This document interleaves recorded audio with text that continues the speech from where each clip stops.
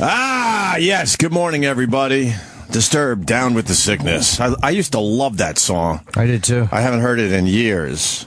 We're just going with our flu theme. I hope you don't mind. Yeah. You got the flu, Sam? No. Oh, good. I don't have it. What? Opie doesn't sound like he has the flu. What does that mean? That was covered on the pre-show.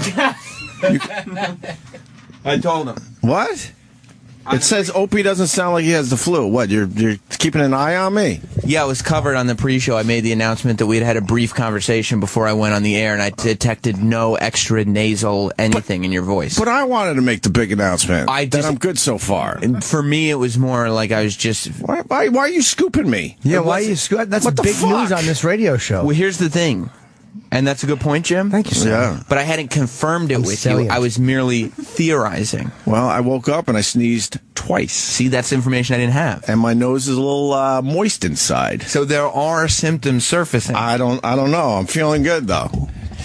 I'm feeling good. There's a lot of risk involved. Jimmy, I saw him sneezing a little. Not sneezing, blowing your nose a bit. Well, yeah, I'm always congested, though. Yeah. Yeah, it's a life of a sock in my nose. It's fucking awful. Just dozing off. I feel really good. Yeah. You know what I notice happens in my dumb mouth when I fall asleep? My tongue glues itself to the top of my throat. Why does it do that? Because it's ridiculous and I'm self-destructive. Even in my sleep, my fucking face has conspired to just kill me. It's humiliating. Can you maybe shave down your tongue or something? Do you have a big tongue? Is it too thick? No, it's just my throat's probably a little narrow. Yeah. A lot of people with apnea have it. And Rogan... The mouth guard that I think he uses, that he told me about, has something that holds your tongue down, and that's probably what really helps, even though it makes you like have a gag reflex at first. It's probably hard to get used to that. I think it's all in your head. No, it's not. You sure? 100%, yeah, trust me. This is not a psychological issue. When your tongue is blocking your airwaves, you're like, there's no amount of psychology can fix that. There's nothing to do with my thought process. That's your tongue is just... it's a physical thing, yeah. It's just trying to kill you in the middle of the night.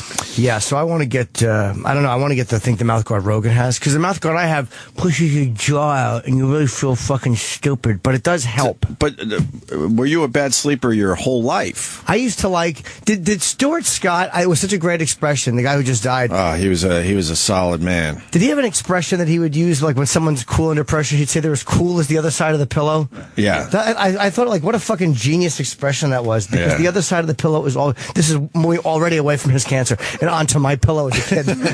I simply use his cancer as a way to get to me enjoying a cool pillow. Right. I do enjoy a nice cool pillow, so no, I've never been a goose. I used to put the pillow on the air conditioner as a kid. Why? And then sleep on the kitchen floor, under the kitchen table. He'll be glad to know that you've chosen now to finally analyze that expression of his. Well, let's break that. Why would you put your pillow on the air conditioner? Well, one would think that I was suffering from brutal rapes as a child, but it was not that. I think it was literally, I just liked the cool feeling, and the floor was a lot cooler than the bed. It was more comfortable. But then you would take the pillow off the air conditioner and then use it on the floor. Okay. Yeah, I hate being hot. I almost spilled my coffee.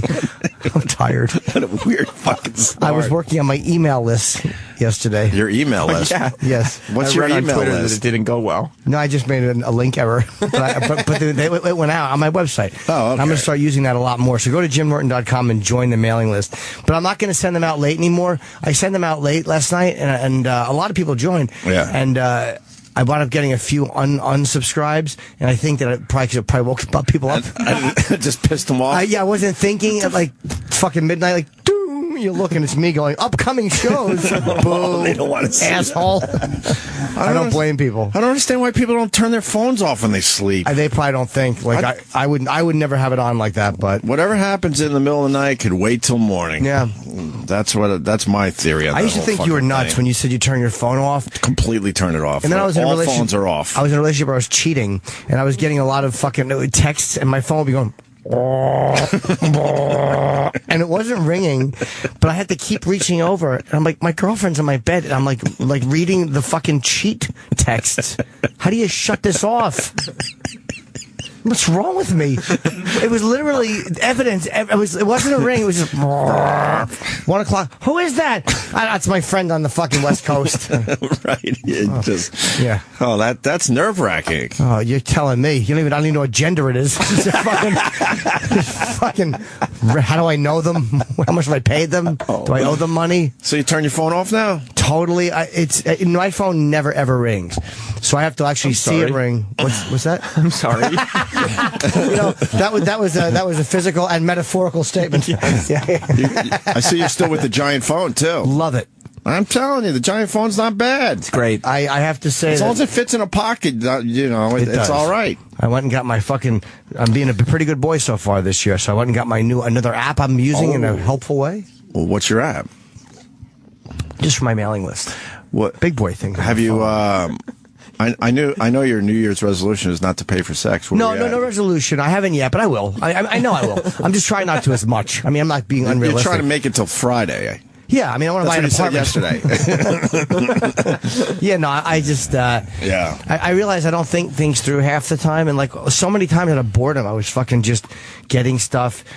Even if I was getting massages that weren't sexual, just like regular massages, even if they had nothing to do with the girl doing anything, because as much as I played up, most massage therapists don't. Jerk as much you as you off. want. Nah, they just don't. But it was just the idea of having somebody come over. It became a ritual. Right. And just getting a massage. And it was like, I'm not sore. I'm fucking sore. Like, there's times where it's a great thing. And then there's times where I would just kind of become friends with them and they'd be coming over and it was a cool thing. Yeah. And, but then I'm like, I don't even need a massage. Like, I'm just doing this because I'm lonely. But getting a massage just rules. It does rule until it becomes something that you actually rush home to do, and then you realize, like, I'm not even in the mood for a massage. How many times a week are you getting a massage? There's times where none at all, then there's times where 1 or 2, and there's times where 4 times a week. It would depend. 4 times a week? It would depend, yeah. They're going to hurt you at that point. Yeah, I mean, and then there's some that are just phenomenal, like when you're, and I'm including massage with other stuff I do, like legit massage with other stuff I would do that wasn't good. But it was still, like, for the wrong reasons. You can make a friend you don't have to pay. That's what I'm saying. Like, yeah. But then again, a massage was a cool thing because they'd come over. It was an hour. Mm-hmm. It was relaxing. Mm-hmm. It would leave. There was no I always feel guilty getting one. I feel guilty when someone massages me because they're giving me too much time and effort for someone. But if you're single, who gives a fuck? Because it becomes, you're right. If you're single, then it's all about your pleasure. Nah, but it's like, and getting as much pleasure as possible. Oh, my fucking, just a king. Should I cut out my Henry VIII? I just need to be fawned over all the time? Why don't I just do my mailing list and be a fucking good boy? Look at my website. You're obsessed with your mailing list. Well, it's just, you're right, Sam. I have become a bit obsessed, but it's only in the last 12 hours. Why do you care about your mailing list all of a sudden? No one else seems to. It seems to be me. Mailing list. Because that represents the healthy new Jim Norton. All right, that's good. And you'll know that, sooner or later this is the new year, I'm all crisp. But, come January 16th, 11th, whatever the date might be, you can tell the mailing list will go by the wayside. It'll be right back to hello, fucking which circle are you again? Check that. All right, well, there we have it. We have begun. That's right. You sick, Sam? No, I'm good. All right. I got to sign up for this mailing list, though. It's going to be a hit. Yeah. I've decided. But what do you get if you sign up for the mailing list? Oh, well, I can't tell you. I don't know. I'm going to start making my announcements first on my mailing list. Right. And cause a lot of these shows, believe it or not, as much as I really am a fucking mediocre nothing, I've had a lot of sold out shows, and the ones all coming up are sold, and people have been. Let's keep that going for Jim Norton. It's nice, but I kind of want to start sending out the passwords and stuff through the mailing list first before I do the other thing. Mailing list exclusive promo code? Promo code, that's the word. I couldn't think of it last time. I was all tired. I woke people up for that. And then I sent a link to my tour page. There's only 2 dates on it that aren't sold. And that was wrong. The link came up, it's an error. I fucking booed myself. How many unsubscribed in the middle of the night? It was only like 5. It was actually funny. 5 very pissed off people. Yeah, I have to, I don't feel like that you're waiting until everybody goes to sleep and then getting the message out there, like really strategizing time-wise. Yeah, when you look back on things, hindsight is 20/20, Sam. I didn't. But it is healthier, I guess, than just edging all night. You'll know that I was about to get a prostitute if you ever get a fucking thing at 10:30 at night that goes, "Hey gang, how are you? Just sitting here trying to be healthy." Your mailing list is going to be a blog. Yeah, you'll know right now that there's a drug addict not getting her fix. You're falling apart, though. Yeah, you know that it's getting close. It's getting close to just all blowing up. I'm edging. I'm on the good boy computer. I went through my fucking naughty boy computer recently. You have two fucking computers? Who doesn't? You have a naughty boy computer? I mean, we all know about the naughty boy phone and the good boy phone, but you also do that with computers? I'll tell you what happened with computers. Holy fuck. How do you switch them out? I bought a new computer because my other one was just sluggish, and it's like my laptop's about 5 years old, which for a laptop that you're bringing on the road with you and using every day, that's a long time for a laptop. 5 years is a lot of use. I got a great use out of this Mac. Yeah. So I got a new one, a bit of a smaller one, and I said I am only going to I'm not going to just transfer everything over. I am only going to fucking use this one for healthy shit. This is only it's a shame-free computer. Anybody can open this computer, and there's nothing on here you can't see. You sure? Anything. Nothing. You didn't slip a couple times? No, I did once, but it was only... I knew it. But it was only looking for nude photos of this hot chick on Twitter, this model. Wait, you don't even look at nude photos on your good boy computer? Nothing. I don't think there's anything wrong with that. And my other computer I didn't get rid of. I still have it. Yeah. But there's so much stuff on there. I need to transfer a lot of it over to my bad boy, my good boy computer. I went through iPhoto recently and took out, and there weren't that many fucking questionable photos on my iPhoto. There's probably about 300 that were needed to be removed. That's a lot. That's so many. How do you say you don't have a lot and then say 300? But a lot of photos. A lot of them were just me and girlfriends, and it's like nothing. There was nothing that was totally scandalous. Right. I took a lot of photos of my shit at one point. Why? Because I was going to. No, I was going. It was a joke. I was going to do a website with logs and have a funny entrance for each one. Sure. But I realized how gross that'd be, and nobody would enjoy it. So I deleted all my duty photos. Oh, what are you doing? I know. You should have put it up there as a goof. I'm a little heartbreaker. You should have done it just for the fucking goof. So who gives a fuck if they like it or not? I know, but shit is such a weird thing. It's funny to a select few. You gotta be really good at shit humor. Yeah, you got to, and it's just too gross. You can't do that half-assed. Didn't we do a duty contest years ago? We where certainly people sent in did, photos? Travis. Pretty proud of that one. Yeah. Me too. That's on my one. fucking resume. That was a good one. My shit yesterday, but just to digress for a second, because I had a giant beet juice, was red. It literally, it looked like I had been fucking wounded. It was pure red in the toilet, and I pissed red too. That's a lot of beet juice. If you forgot if you forgot that you drank beet juice the night before, it could scare the shit out of you in the morning. You're like, what the fuck's wrong? Oh, that's right, beet juice. Yeah, I either have 5 types of cancer or I'm getting healthier. Right. So, yeah, man. And so I have to transfer all my iPhoto stuff to my new, all the photos that E-Rock sends me from in studio, and I wind up loading on my new computer. But now my old ones can be loaded over. But 300 bad boy photos. Maybe, yeah. Which is not bad, though. All those years on my fucking... that seems to be a lot. 300 is a lot of photos. Yeah, but I have a lot of pictures that are I have thousands of photos on my iPhoto. Ratio-wise, not that bad. Percent-wise, you're talking about maybe 5%. Yeah. But as a number, 300 is fairly high. Yeah, you're not wrong. I mean, maybe. And what are you going to do with the bad boy computer? I'll eventually get rid of it. I'll throw it out because I want to just use this one. But I've been going through my old videos. How do you throw it out? Are you going to throw it in the Hudson River? Oh, yeah. I got rid of an old iPhone recently. You've never seen an operation like this.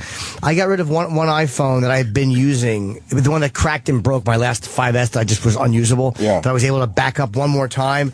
I fucking put it in the sink and flooded it 4 different times. And then I beat it with a hammer and dropped it down 3 different...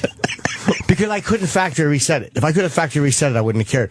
But I couldn't because it was fucking damaged. I would bet a lot of money that a lot of people throw their phones and computers into the Hudson River here in New York City. You're probably right.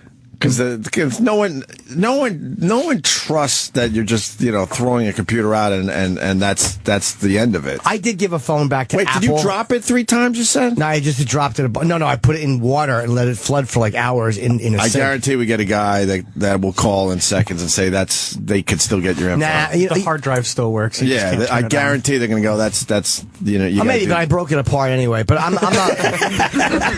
It's smashed to bits. Open it up and take the hard drive out. Wait, how'd you smash it? With a hammer. Just in your apartment? Yeah, but then I realized I was going to break my sink, so I took it into the dumbwaiter area, and I fucking smashed it with a hammer, and I was dropping little pieces of the computer down the chute, and in this thing and in that thing, it's impossible. There's no one. You're like you were afraid that people were going to piece it back together. Yeah, no one would do that. It's crazy. You're like a serial killer getting rid of body parts. I really am, but there's nothing. It's honestly, and then the other one I got that I did take back to the store, I just factory reset it. I couldn't factory reset this one. Right. That was why. Like the little kid kids in Argo. They're trying to put back together shredded documents. They're just trying to reform your phone. Right, exactly. I don't think that that's going to happen. And honestly, it's just there's nothing on my phone. I really mean this.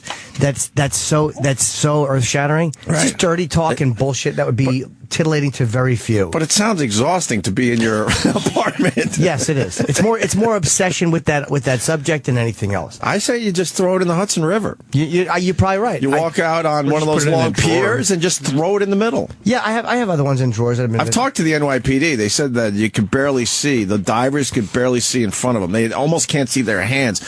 So when they're searching for bodies and all that, they have to kind of just feel around. Yeah, I'm not worried about anybody looking for a fucking old iPhone in the Hudson. That's why I think a lot of people do that. I think a lot of people just take the little walk to the Hudson River and just fucking throw it. Yeah, well, you just drill through it or something. But if I just couldn't do the factory reset because it was so damaged. So I guarantee someone will call up and say the factory reset doesn't work as well as you think. Maybe not as well as you think, but I'm not worried about the FBI. The FBI can have the phone. I'm not worried about that. I think there are people, though, that could get through that. Not a lot, but... That's true, though. I've had a PlayStation that doesn't turn on that I don't know how to get rid of. I guess I have to take the hard drive out. Yeah. And then, because I've had it in the apartment, it won't turn on. Right. But I can't just throw it in the dumpster because there's a hard drive on it that would have my credit card information and all that stuff. You could also just throw it in the river. Yeah. Bring it in. I'll do it for you. That's going to be my new business. I'm not going to pay you littering. For it. That's fine. What? I'm not going to pay you to throw it in the river. Why? You might have valuable stuff in there. You live near the river, though. Who's going to give you the money and then not just walk near it? I'm providing a service. Business. I'm going to drive down the West Side Highway. Yeah, sit in traffic, pay a toll, and hand you something that you could use against them. You hand it to me here at work. We're not close to the Hudson River here. I know, but I have to pass the Hudson River to get here. It's my new business. I literally have to go over the Hudson and lots of other waterways. I will throw. I will throw away your iPhones and your Samsungs and your laptops. Your new business. It's my new business. You throw things in the river for people. Yeah, and then they can sleep better at night. Oh, I have no interest in looking at your shit before I throw it in the river. You just like to throw shit in the water. That's gonna be my slug line for my business. Yeah, no interest. Just like skipping things. I'll throw it in the Hudson River for you. Yes. Yeah, I don't know. Factory resets, I think, are pretty. Oh, you know what I did with my phone before I brought it back to the Apple Store? Because I had the 6 Plus smaller hard drive. Yeah. I wound up like just leaving it running in my apartment, facing the fucking ceiling for like 18 hours a couple of times, and then just fucking recorded video after I factory reset it. So I was overwriting anything, and then I just wound up fucking factory resetting it again, and the guy did it in the store. Oh my God, I would love to know what's on your phone that you're obsessing this bad. It's really, honestly, it's not, like I said, it's stuff that will be embarrassing like everybody else's, but nothing that would surprise anybody. It's nothing illegal other than the fact that, there's paid stuff. They say it's not safe unless you drown it in a sink, hit it with a hammer, and then put it into different places and pieces. Right. Well, it's funny you say that, Sam. Oh, that's great. Let me go to Shane in the Bronx. I'm telling you, that factory reset, Mars, phones are fucked up. They always seem to be fucked up when we have too many people calling at one time. Is that a possibility? Yeah, it is. So what do I do?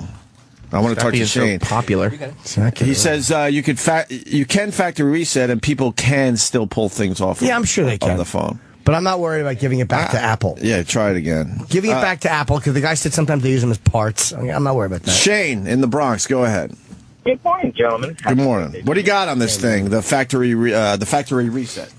Essentially, iPhones are a portable hard drive that even if you delete something, right? Even if you do a factory reset, use specific forensic software, you can still pull up old stuff that's on phones.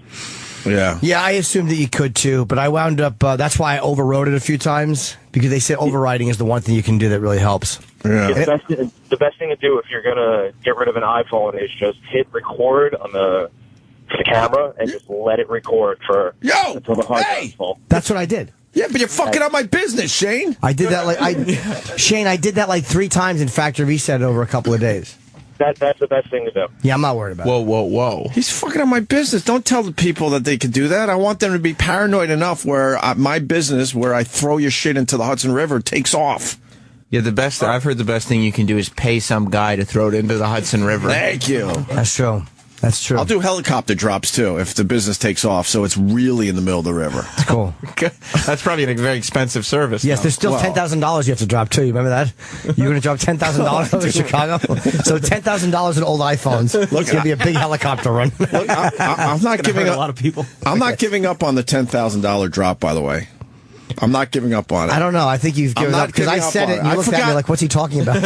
I forgot all about it until right now. I would have no problem doing that. Just do it in like a big bundle, kill somebody. Yeah. Well, that's the problem. You In a gotta make sack sure. full of pennies. Yeah, just murder somebody. Maybe I could just drop it in the Hudson River.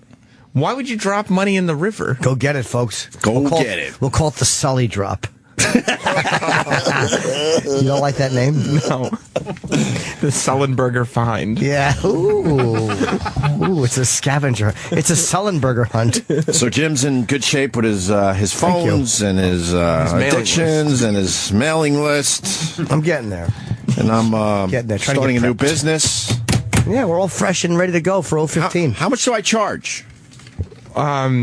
Well, being that it costs you nothing because you just leave your house and drop it in the water. There's a risk, though, of being caught and being fined. Yeah, because people will be on to me, too. So I'm going to have to, like, pick different spots. 3 o'clock in the morning, you're risking your health. Yeah. Maybe like I'll take $24.99. $24.99 per phone? Yeah, No, I think per so. drop. Oh yeah, per drop, maybe. No, because you could That's lump. sweet. Because then someone would go per drop. Why don't you just lump me in with someone else's drop and charge us True. both fucking Maybe per $12.45? item then. That is sweet. I will guarantee your shit will end up in the Hudson River. Set up a that's my mailing guarantee. Yeah, I'm going to set up a mailing list. Where's your mailing list? I'm trying to join your mailing list. Me, it's at the bottom of my website, front page. Don't say where is it, because then That's very easy to find. Then he's going to be like, what the fuck? Oh, yeah, it's right. Oh, this is easy. It's actually pretty easy, right? Getting a new subscriber. Someone's got a new subscriber. What would you do if you subscribed and my phone went and started like beeping and you realized that I had it set to chime when I got a new subscriber? And it just hasn't gone off at all. Dong, dong.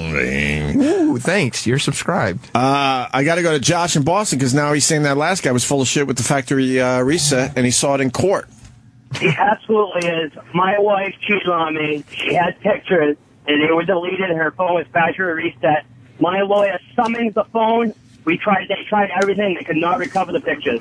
Are you serious? She was cheating on you, and she had pictures on her phone? Yes. Wow. And she They could not recover anything, and that was 80% of the specialist. Oh, wow. Are you sure it was the same phone? I know it was, because there was a scratch on it. Shit, we knew it was the phone. So how did it work out for you in the end? I got fucked, of course. I didn't get fucked money-wise, because Massachusetts is really tough on their alimony, but child support, I got fucked. You know, I know that there are programs. I had a hard drive shit the bed one time. I have hard drives that are like fingerprint hard drives, and I had to get into. I couldn't get into it. Wouldn't recognize my fingerprint and all the information. So I had to get a program that would backdoor the hard drive and sneak in, and it was all jumbled. But I got my information back. There are ways to do it. But I hadn't done any kind of a factory reset on it. I think iPhone factory resets are probably a little better than just erasing something. Aren't you really good with the backdoor, though, Jimmy? Well, sir, that's a very, very sexual in innuendo. And we're trying to change the tone of this program. And Josh, she cheated on you, and you had to pay a lot in child support? Yes. You always have to pay support. Child support always. Did you have to? Alimony was nothing, but child support, I got rocked. All right, so they weren't too bad That's to you. fair. Yeah, I mean, I do about 65 a year, and I pay close to 400 a week. We've heard the stories over the years where guys, the wives are cheating, and then they get a divorce, and then the guys get fucked in the divorce. If you're ever going to get married, do it in Massachusetts, dude. Alimony is it's hard to get in Massachusetts. All right. Okay. Yeah, she's out there living the life of Riley. The Boston Bomber. So I'm going to be next week. Get it for me. Jury selection started, I think, yesterday. I was thinking about that the other day. We're closing in on 2 years already, and they're just starting that. And they're trying to stall it. Huh? They're still the defense is still trying to stall it. They want to move it out of state. Why does wanna it take change the so venue. fucking long to get this shit going in the courts? Well, it's very slow. Each motion is very slow. We're going to file a motion to dismiss. Of course, they did all that dog shit.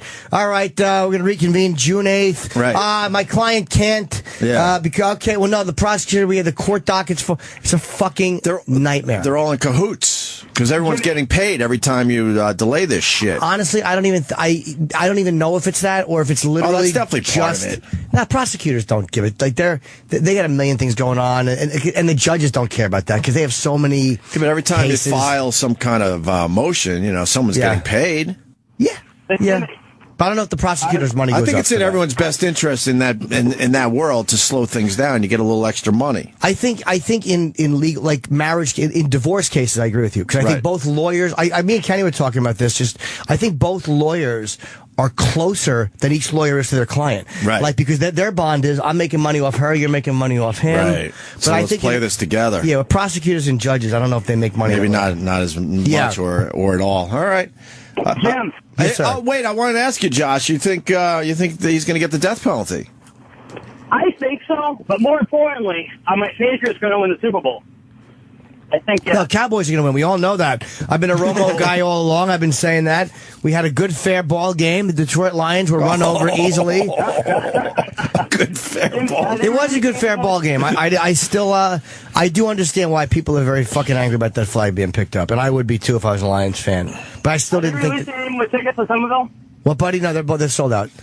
I don't know if you were releasing any of the comps. Oh, I don't even know if there's any. I think I already did the comp release. I don't think there's any left. I can find out. If I do, I'll make the announcement through my email list. You gotta join his email list at jimnorton.com. No, I can't do it last night because it woke me up because I get up till 1 a.m. Oh, no. All right, Josh. Thank you, sir. Yeah, what's his name? Zukar or something. I forget how you say his name. The living brother. Yeah, I just... I don't know if he'll get the death penalty, though, because he was the younger of the two, and he was the more influential was the older one, I think, who was killed. So they may not. Well, he was dragged down this road by his brother, who he idolized and who was stronger than him, who he was scared of, and I'm going to say it today. He doesn't get the death penalty. You're probably right. Just the world we fucking live in. He was on the cover of Rolling Stone. He was dreamy. Right. He's not going to get the death penalty. So then what happens? He'll get life without parole. Oh, he's never getting out, but right. He's not getting the death penalty. No. There's no fucking way. Because the information they're going to want I want him to get the death penalty, by the way. I just want to make sure. The information they're going to want is who radicalized you, where did you, like all the information that they want is if he gives it to them, will probably keep him alive. Right. That's my guess. He ran over his own brother to get away. I think by accident, yeah. He fucking wanted out of there. Yeah, So. they got caught because of that cell phone. They had carjacked a guy. Right. Who I think was like hiding in the back and like left his cell phone in there and then jumped out at a light or something. Mm-hmm. I mean, I imagine they were going to kill that guy. I don't know. Mm-hmm. But that was just good luck that they caught him. I'm amazed how it just takes so long to get this shit going on. Yep. The wheels of justice grind slowly. I've said that many times on first dates. Speaking of the Cowboys, people making fun of the Governor Christie hug. It was a wonderful hug. He's a sincere guy hugging Jerry Jones, a great owner. What's wrong with two friends hugging? You see that? It might have made your Twitter feed as well. You see the Photoshop of the hug. All the penises? Yeah. I found that to be very inappropriate and almost sexually harassing. No, that's so it was homophobic, funny. and I'm trying to have those people fired. I didn't care for that. I want to thank the person that sent that to me. I retweeted that shit. Yes, as evidence of inappropriate Twitter behavior. So here's the stuff going down with Governor Christie today. You got people really pissed off that he's a fucking Cowboys fan. I'm not a fan of Christie, but who gives a fuck what team he roots for? If people really care who the governor of the state is a fan of, you should put your head in a fucking gas oven. Yeah. You really should just put your fucking head in an oven. Right. Leave it off, though. I don't want you to get hurt. They're giving him a lot of shit. I actually respect a politician that will go, yeah, no, I'm a fucking Cowboys fan. It's not good for his business to say I'm a Cowboys fan when you got the Giants right there. But I respect that. Remember Hillary Clinton? She was wearing 3 baseball caps at one time, I think. Yeah, I'm a Cub fan. I'm a Yankees fan. I'm a Mets fan. I can't make a decision because I don't want to piss off any potential voters. That's the sign of a worm. I hate that shit. So I respect Christie for saying, yeah, I'm a Cowboys fan and you can go fuck yourself. And they're also like looking into how he got to the game. I wondered that myself. Like, I literally did think of that. I bet you he took a quick ride to the airport after that, obviously in an SUV with security. I mean, who paid for it? I'm going to guess shit? Jerry Jones probably flew him down. And then they're thinking, is that legal? Is he breaking any fucking laws there or rules or whatever? For Jerry Jones to fly him down? I doubt he left on a commercial airline, or maybe he did, but he had a private one standing by just in case. Can't Jerry Jones just fly anybody? Yeah, they said this morning that he did nothing wrong. I don't think he did anything wrong either.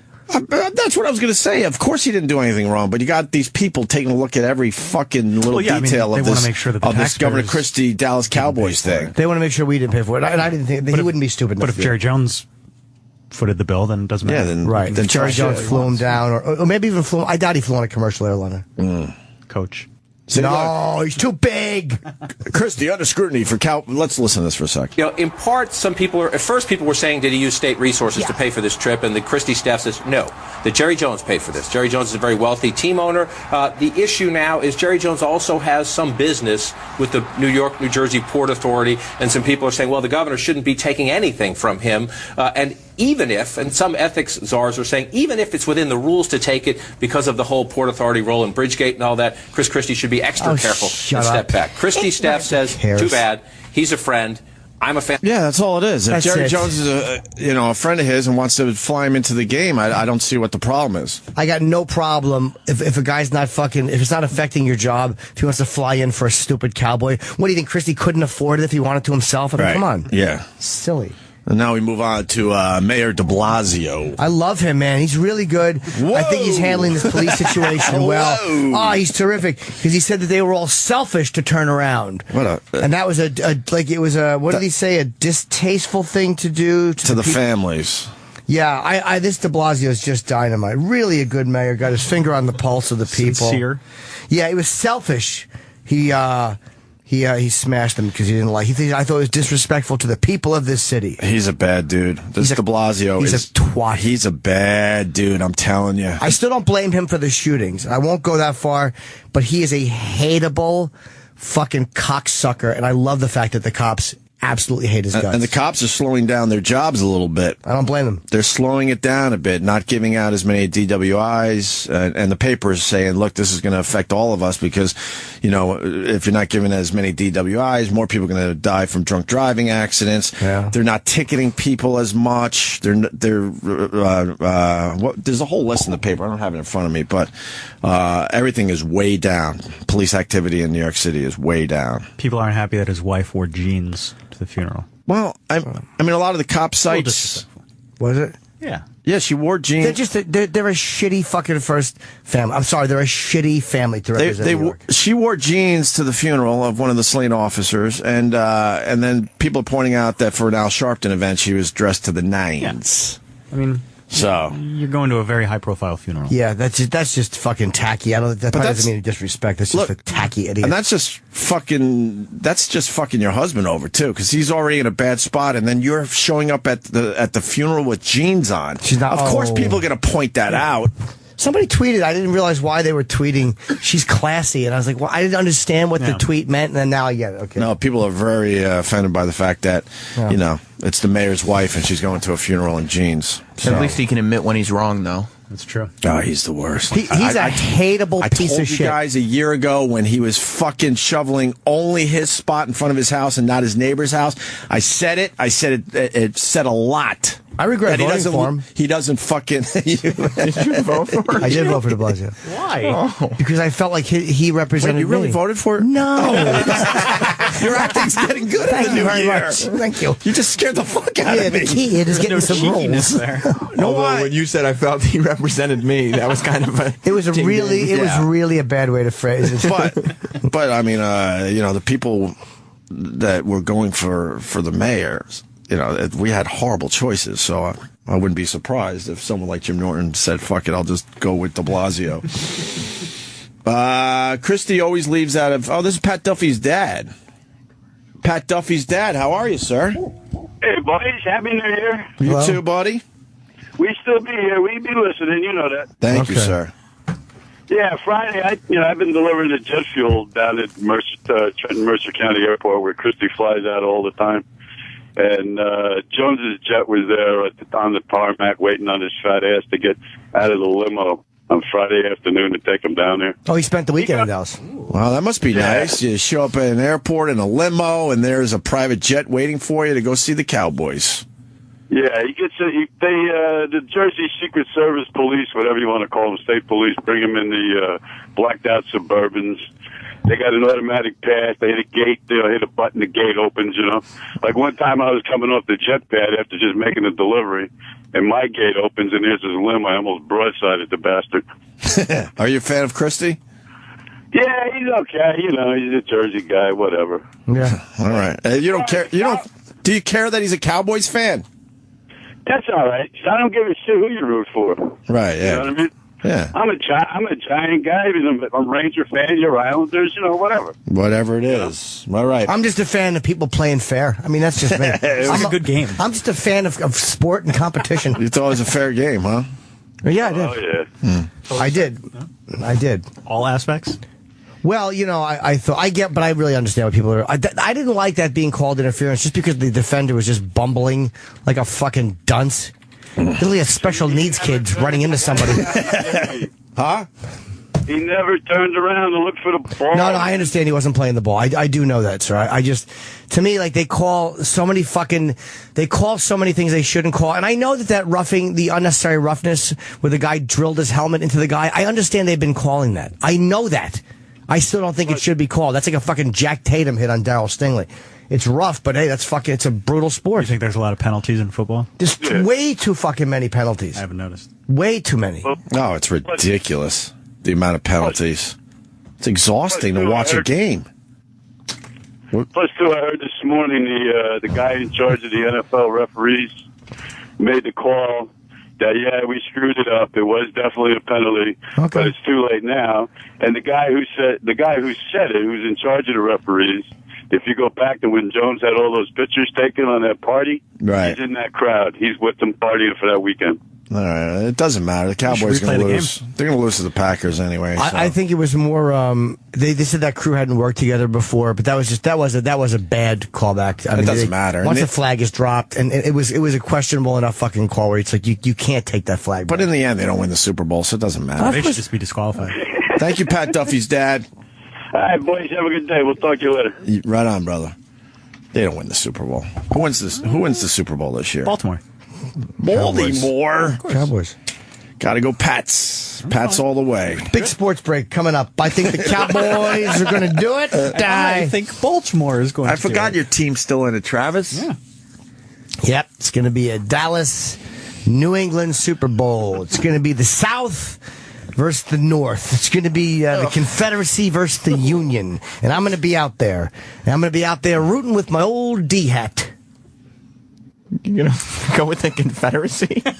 No, D for Dallas. And I'm saying they're in the South. I know, but you said it's the Confederacy. The Confederacy against the Union. So, in that respect. Yes, I will. Old Dixie. You're raising the stars and bars, huh? You bet I am. I'm out there doing an unannounced roast, and I'm going to be real busy. Oh, that's right. You're going to be at the Super Bowl this year. That's right. Watching your Cowboys win? Who you roasting? I don't want to say, but I will announce it through my email list. I'll be finding out first. You'll be finding out first. Exclusive news and fun facts. Jay Jones? Huh? Jay Jones? No, but I imagine a lot of players will be there. Really? I've heard a few names floated. Someone said the cousin of Ed Too Tall Jones may stop in. Really? That's right. What? Yes, Franco Harris's old equipment manager from high school. Really? Yeah. Oh, Now you're just giving it away. Star-studded. That's the stuff that's going to be on the email list? Yes, it will be. Oh, man. 12:30 in the morning? Yeah. Only late. Keep your phones on. I want to wake you up with some good news. With should breaking news. Set it up as a correspondence list. What is that? I think I might have. What is No, that? just like, hey guys, how's everybody doing? Just wanted to give you an update on what I've got going on. Like a Christmas card. Just update everybody on your life. Oh, yeah. Well, that's what an email list is. It's just let everybody know how I'm doing. Instead of Twitter, I'm getting off Twitter right to the old email list. You're going old school. Old school. Breaking news at 1 in the morning with Jim Norton. That's right. Go to JimNorton.com and join his mailing list. Oh, what the fuck? Did someone die? Hey, gang, how are you? 2 weeks since I paid someone to suck my dick. Enjoy the rest of your sleep. Yeah, night. Night. Jerry in Manhattan, go ahead.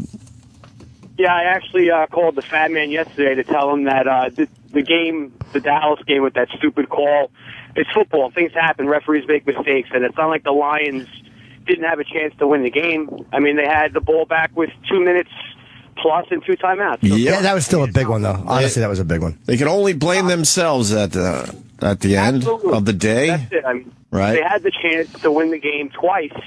They came up short, and now Jimmy goes to Green Bay. They had a 14-0 lead. They had a fucking, and then the Cowboys went down. I think they recovered a fumble. They get down. They get no points because they missed a fucking field goal. Well, the guy made up for it by hitting a 51-yarder. But that was still really irritating. It doesn't matter. The Cowboys... They finally scored 14-7. Then all of a sudden they give up a fucking field goal. It's 17-7. Then what happened? That's a big momentum killer. Look, I even said that. You get some points back on the board, and all of a sudden that comes and you give up the goddamn field goal. It's a momentum killer. No one would listen to me. Stop overthinking it. The Lions weren't going to win the Super Bowl, and the Cowboys are not winning the Super Bowl. Yeah, they are. This is their year. I'm telling you. They have the best running back in the history of football, the best wide receiver in the history of football, a decent quarterback. Wow. That's right. I'm going to get myself a Dez Bryant jersey. What do you think's going to happen with de Blasio? How does he work this out? He's a cocksucker. He's an arrogant guy. The cops are going to continue to hate his guts, and I don't see him apologizing. At one point, I was like, will he? No. But he won't. He's just a real piece of shit, and I'm glad the cops hate his guts. I really am. They had a guy on CNN, I believe, 2 days ago, who's known de Blasio for 25 years. I guess this guy's very close to de Blasio. His name, I don't remember at this point in time.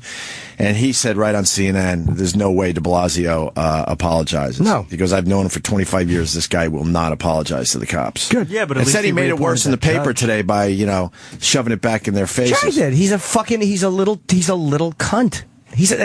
That's what he is. And they, again, the fact that they all turned his back on him, instead of making him realize, like, wow, these guys really hate me. Mm-hmm. Well, they shouldn't. That's disrespectful.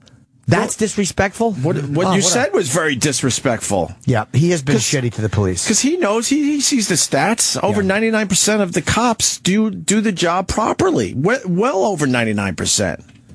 And you throw that number out there, people get really fucking mad, but it's the truth. So to call, to throw all cops under the bus like he did with the Dante thing, that's really bad. And Bratton is the one who said it was selfish. I misquoted de Blasio. That was Bratton who said that. I don't know. De Blasio had said something, Jimmy. No, he did too. But I'm saying Okay. I shouldn't have added. I don't want to add more quotes where they don't belong. Well, Bratton, he's in a tough spot, obviously. Yeah. I would imagine that he leans toward what the cops are thinking than what de Blasio's thinking, but he's playing a little politics there. Yeah. Yeah, Right? I mean, he's probably being pressured to publicly. Of course he is. Of course, de Blasio is not doing anything to make himself look better. He's hiding behind his commissioner. Go out and say something for me. But this is where leaders are made. He's in a tough spot. Leaders figure out a way to get through this and work with what you have in front of you. And he doesn't have that. He doesn't have those chops. He's a horrible leader.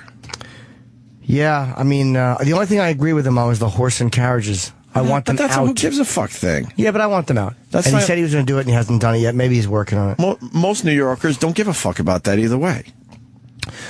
Who was it that called yesterday? It was just one of our callers that said stop and frisk. That was a really good point that somebody made about how he wanted. Was that on the show? Yeah, it was. Somebody called and said that he wanted. Oh, it was Donald Trump. Oh yeah, that was a really smart point. I hadn't considered that to be tied into what's been going on, but that was a really smart point. Yeah, that was Donald Trump. Yeah, he was right. The guy that has never had the flu. Never. Or a flu shot. No, got all that money. You just wave that money around.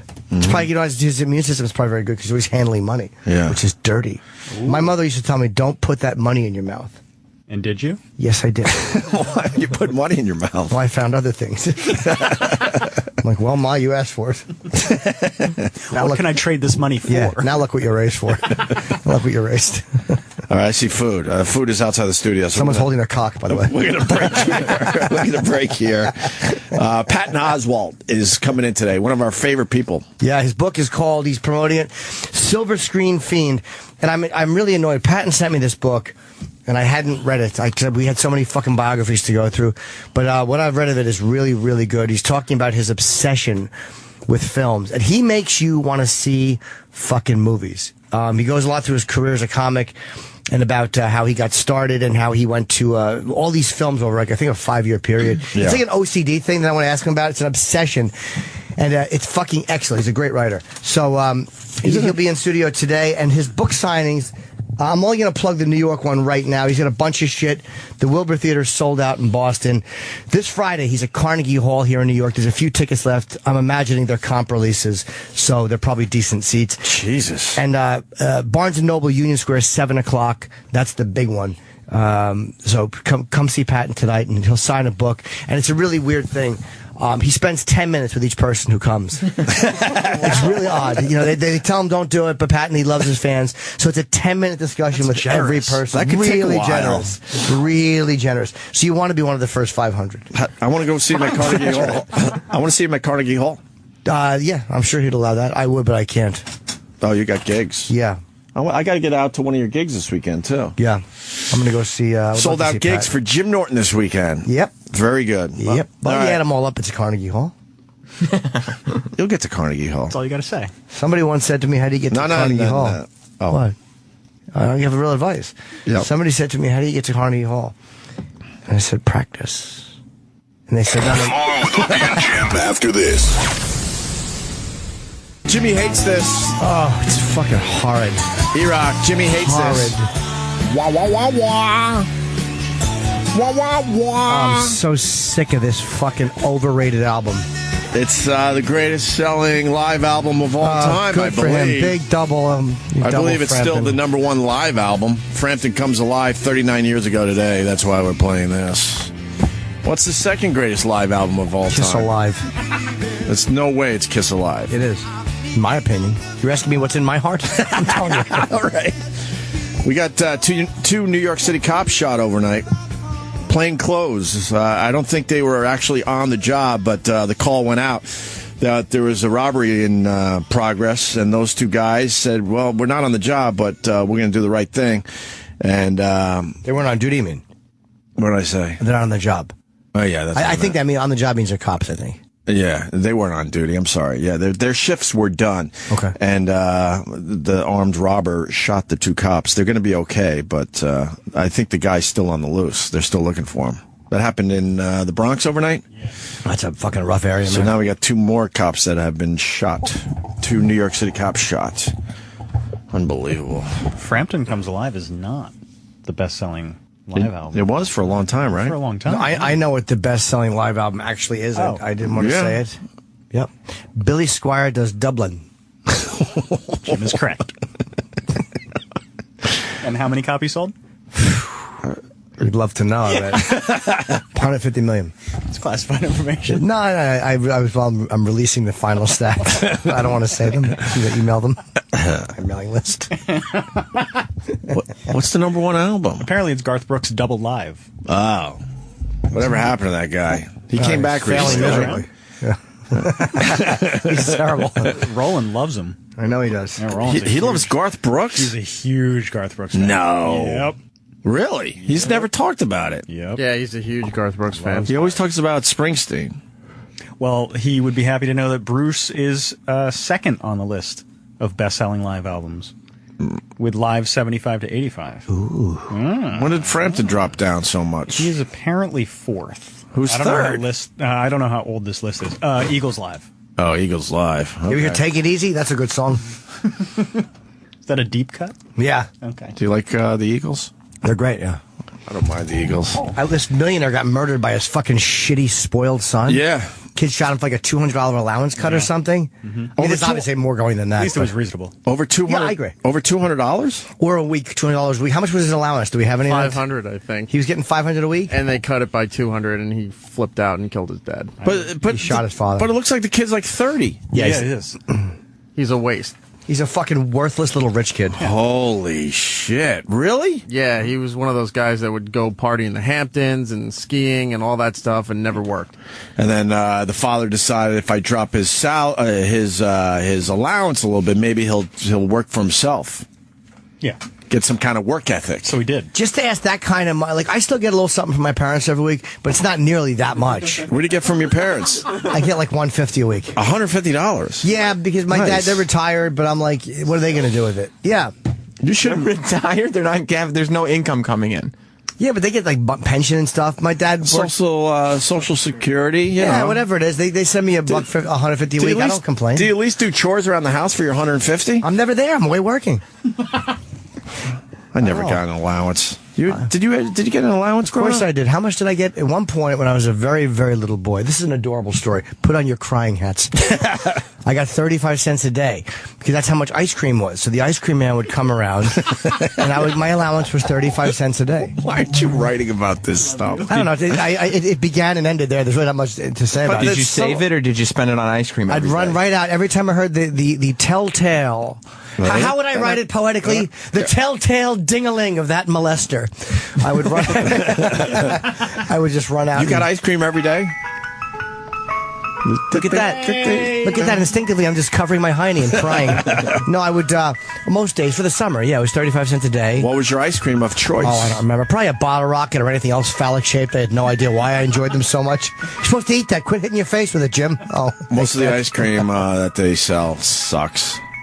Not when you're fucking 6, it doesn't. I guess, yeah. Because this music, come on, this was porn music to a 6-year-old. 35 cents a day. Yeah, that was what it cost. I remember that. And times a week, that became my allowance, $2.35 or whatever the fuck it was. I don't remember. I paid my mom allowance as a kid. Oh, fuck. You guys got allowance? I didn't get an allowance. I still get one. My money had to go to the house. Yeah, I still get my caddy money had to go to the house. And sometimes they're like, "We're having a hard week." I'm like, "What? You don't love me anymore?" We do that now? Oh yeah. Oh. I had that conversation last week. Sam got an allowance. How much you get? Everybody in this room except for you got an allowance. That's true. Everybody else in this building. No, but I guarantee yours is well above the norm. How much allowance did you get?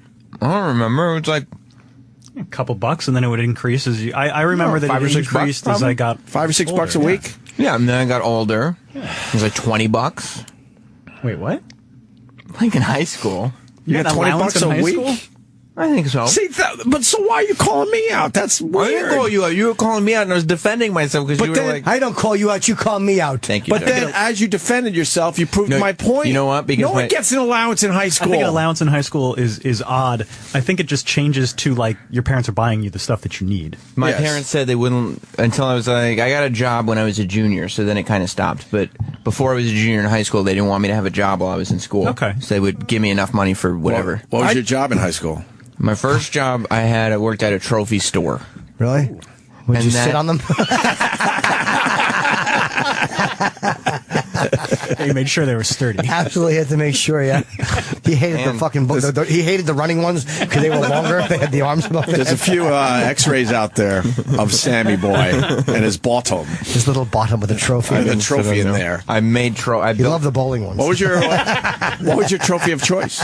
I don't know. I just built. They were all shitty. I built trophies. It really takes the prestige away from winning trophies. Oh, really? When you're just sitting in an office. Because you realize how cheaply they're made. Completely cheap. It's like 3 bolts and nuts or whatever. But yeah, there was some like a big mook worked there with me, and he introduced me to cocksucking.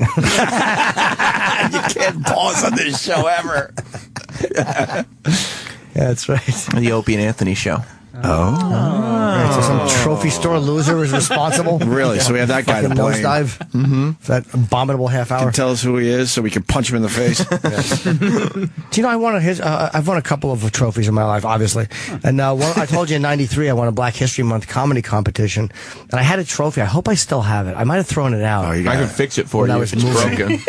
You knew how to fix them, too. Oh, yeah. Really? Sam can sit on it. Yeah, I'd like that. Not what it's a tall one with a 9 and a 3 on it. You gotta tweet that. I think I have a picture of it and threw it out. I'm really mad that at one point I threw some stuff out, but I'm like, why would I throw that out? That's a funny one. Black History. Not just that I won it. It's funny. Right. And I won one. I told you I did a 1-mile race with my dad when I was a kid, and my dad got me a little trophy for finishing the race. What was your time?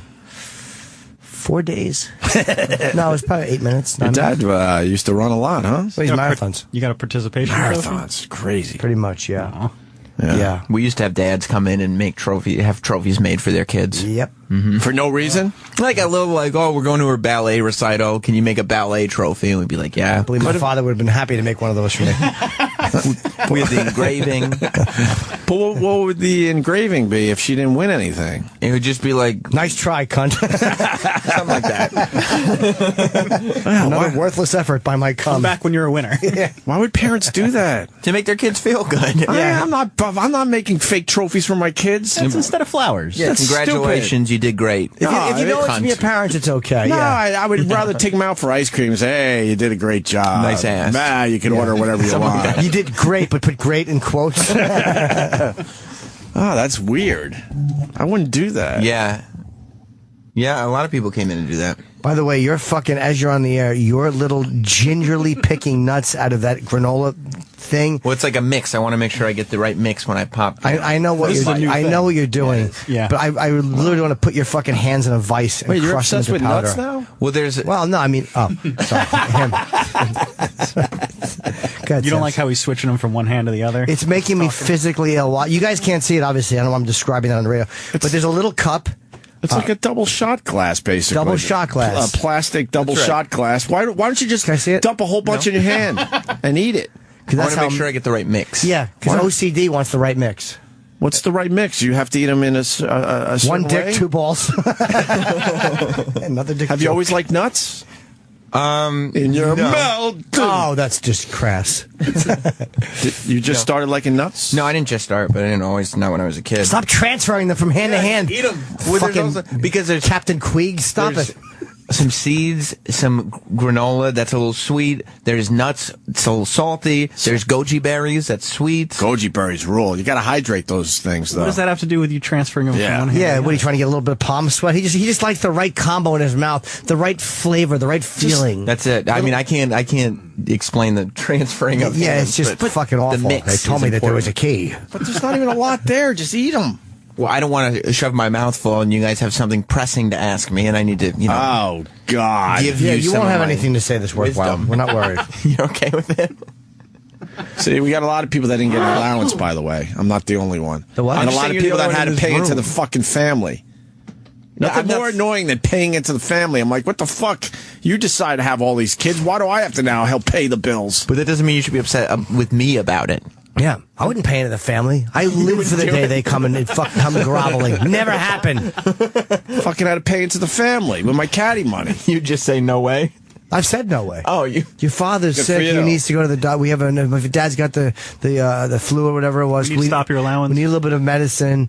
Is it okay this week if we? I'm like, why? All of a sudden, what's changed? Am I still your son? Yeah. Am I still your son? Do I still not have needs? All right. Do you not plan for these things? Is this cash or check? Budget better. They a check or they'll direct deposit into my account. Okay, that was a right deposit. Yeah. Got mailing list, email list bills. Yeah, it's like I send that right to them. You do? Yeah, they pay a lot of my website maintenance bills. That's so great. Too funny. This guy fucking killed his. I guarantee it wasn't just over $200. It was something else. I think he burned down a mansion, supposedly. Yeah, of course, he's a little firebug. Just a little or they suspected he did some kind of I don't know, historical house out there in the Hamptons. He allegedly burned that down too, or they're taking a look. He's a Princeton graduate. He's a Princeton graduate, so why isn't he making his own way? Looks like Edward Norton. Because he's like one of these fucking socialite jizzbags who really contributes nothing and just shows up and parties and has good abs. You like how his pants are rolled up?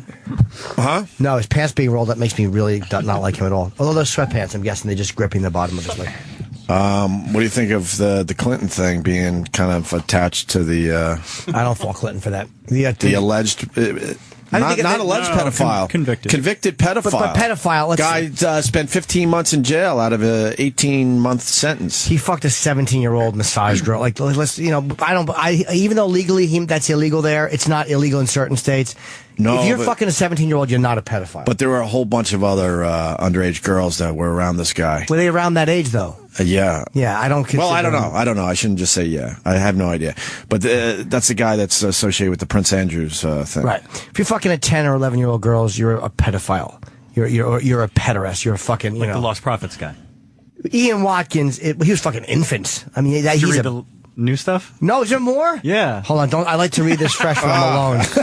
What else is there? You got more today? Yeah, today. It's bad. Dude, I live for Ian Watkins news. What is wrong with this guy? That's why we previewed it on the pre-show. Did you? Oh, yeah. Sam. I thought you'd be excited. I didn't know what was happening. You know how many times I've referenced him on stage to silence? It's just not working. Yeah. Gotta go home and fucking get my email from Ian Watkins, whatever I said, boo.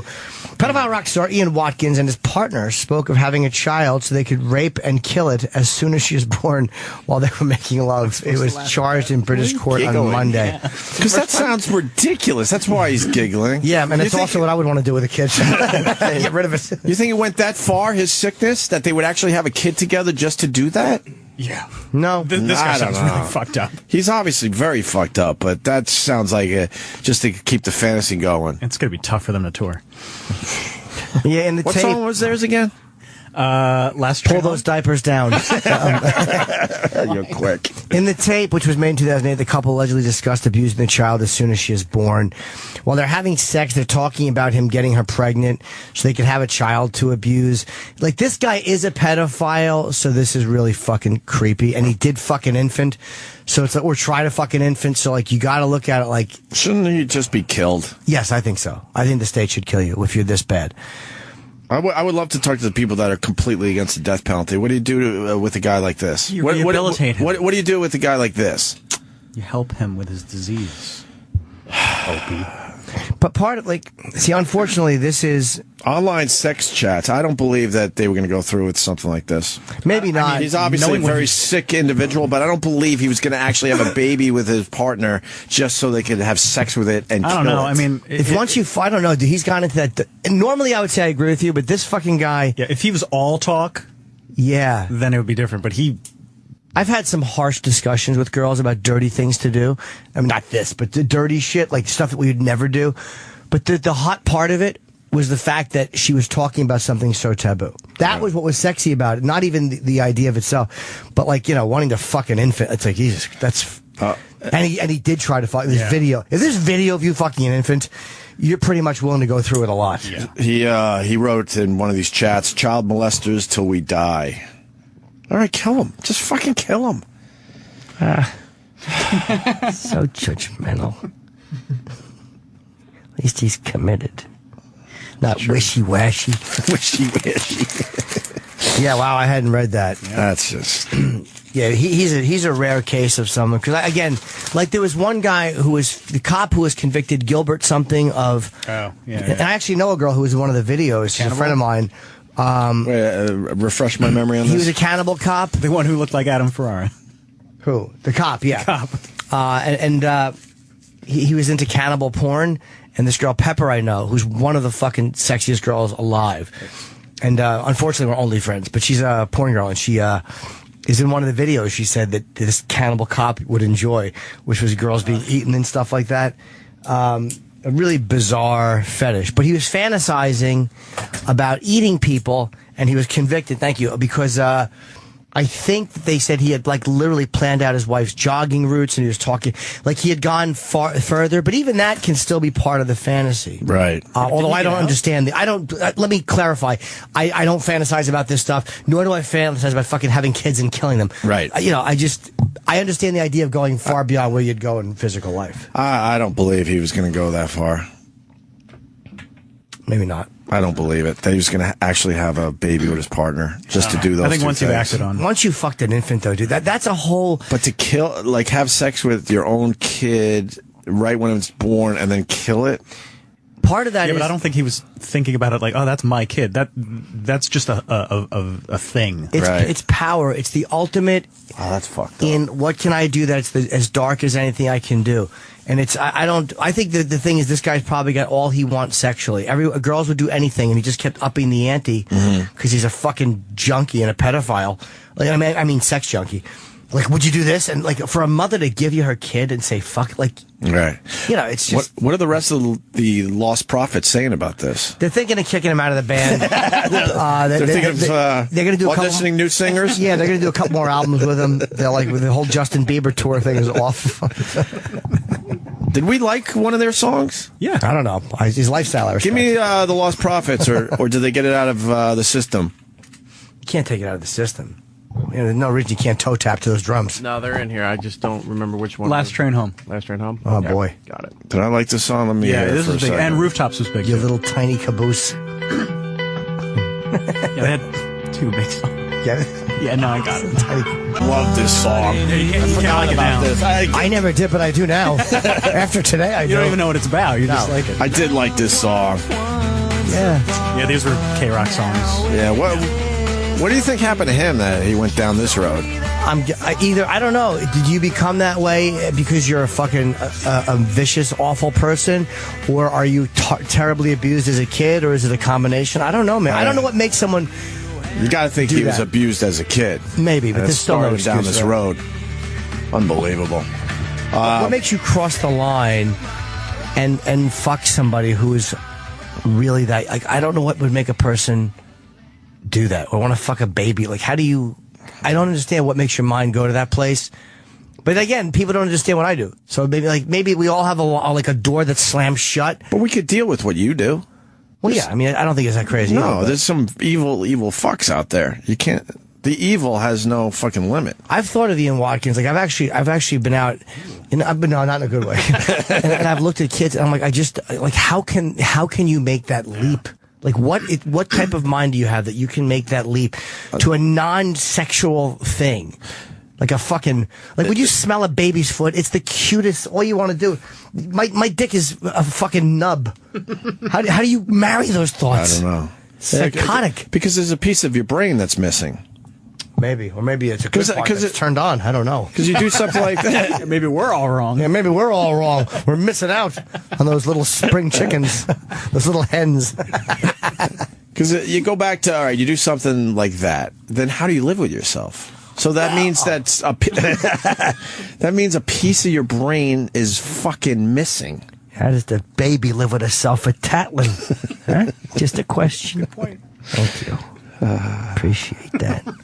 Little tattletale. Yeah, I got emergency room. Breaking news. He's been released. The flu is now in 43 states, Sam. Breaking news. It's in all 50 states. It just hasn't been reported. I wasn't crazy to talk about the flu yesterday. It's now in 43 states. 43 states. Well, the thing to remember, it's the winter, so the flu is here. All right. Yeah. So what do I do now? Get it, and then get over it. I shouldn't say I'm not going to get it, because then that's when you get it. Yeah, only the Donald doesn't get the flu. I get the Tammy flu at home. I knew that. See, that's something we speculated about on the pre-show. I'm glad we now know. I got the Tamiflu at home, and I'm just waiting for the first symptom, and then I'm going to be all in with the Tamiflu. Smart. Or Tamiflu, whatever. I believe it's Tamiflu, but it's I like cute saying when you say Tamiflu. it that way. Yeah, Tamiflu is a cute way to say that. But anyway, the Prince Andrews thing. He's fighting back. Yes, against the allegations. So what's the deal? You got a billionaire that a lot of celebrities know. I was reading a long article on this yesterday because of good old Lionel Media.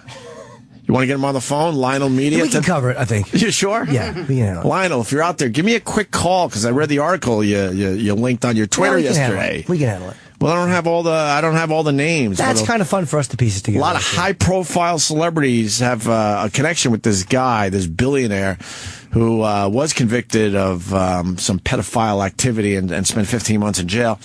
And I guess he had some kind of private Caribbean island that people would fly down to and have orgies, and sex orgies. Big into S&M. He had downloaded like Amazon books or bought them about sex slavery and all of this sexual domination. But that's all S&M roleplay shit where you're owning someone sexually. That's a lifestyle. People enjoy that. That's not a crime as long as the people are the right age. Right. So you got the Prince Andrews that is involved with this guy, with the 17-year-old. They're denying it. And then they're kind of, digging a little deeper, and this guy has 21 phone numbers for Bill Clinton. 21 phone numbers. 21 ways, basically, to get a hold of Bill Clinton. Do you find that strange, Jim Norton?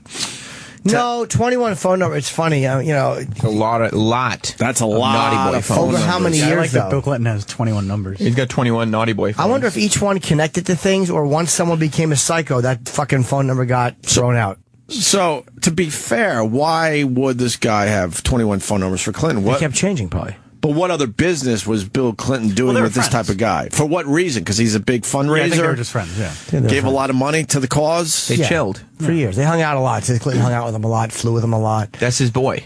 Yeah, he had his number of Clinton's assistant, and they knew each other well. So I certainly don't think Clinton's a pedophile. I mean, no, because he stopped hanging out with him like immediately after all this shit happened. He did in like 2005. And then I need Lionel. I'm telling you, because then the same article talks about a girl Clinton supposedly was with called the Energizer. No, why don't we look it up? We can do that. You sure? Yeah, we can handle Lionel. it. We have a show. Energizer. Yeah, we have a show. We can do our own. But it's going to take too much time to do our homework. That's all right. It's almost done. What? Yeah, you know what? I say let's not take the easier software. Sam found it. What? You should. I'm going to direct. I'm going to DM Lionel. What? No. DP him. Get a friend later. No. If you do that, we're also going to get Ian Halperin to help us out with that. I would love Ian Halperin on the show. Ian Halperin emailed me yesterday. So that you failed miserably with that. I would love Ian on the show. Energizer, there it is. What publication has this? Everyone. Everyone is going with the Energizer story. Just Google Energizer Bill Clinton, you'll find it. What are they saying about the Energizer? I know, like, he had people, some of those Secret Service guys that would look the other way, and they would know exactly where Hillary was. I'm trying to remember this, but I think Lionel would do a better job. And then when they knew that Hillary was back getting ready to go home, then the word would get to Bill, so he would have time to clean up the house and stuff from the Energizer. And she had brand new breasts that were full. Wait, hold on. In the article I read, they were brand new breasts that were full. And she would lean over to the Secret Service guys and offer them cookies. Right? Is that in the article? If it's not in the article, I got to fucking call Lionel. Well, this is an older article about it.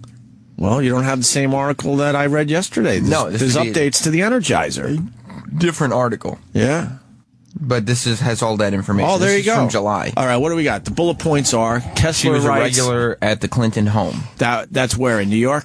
Oh, yeah, that's in Westchester. How close are you to Clinton's house up there? In Chappaqua. Chappaqua is like a little northern. You live near Clinton? So we.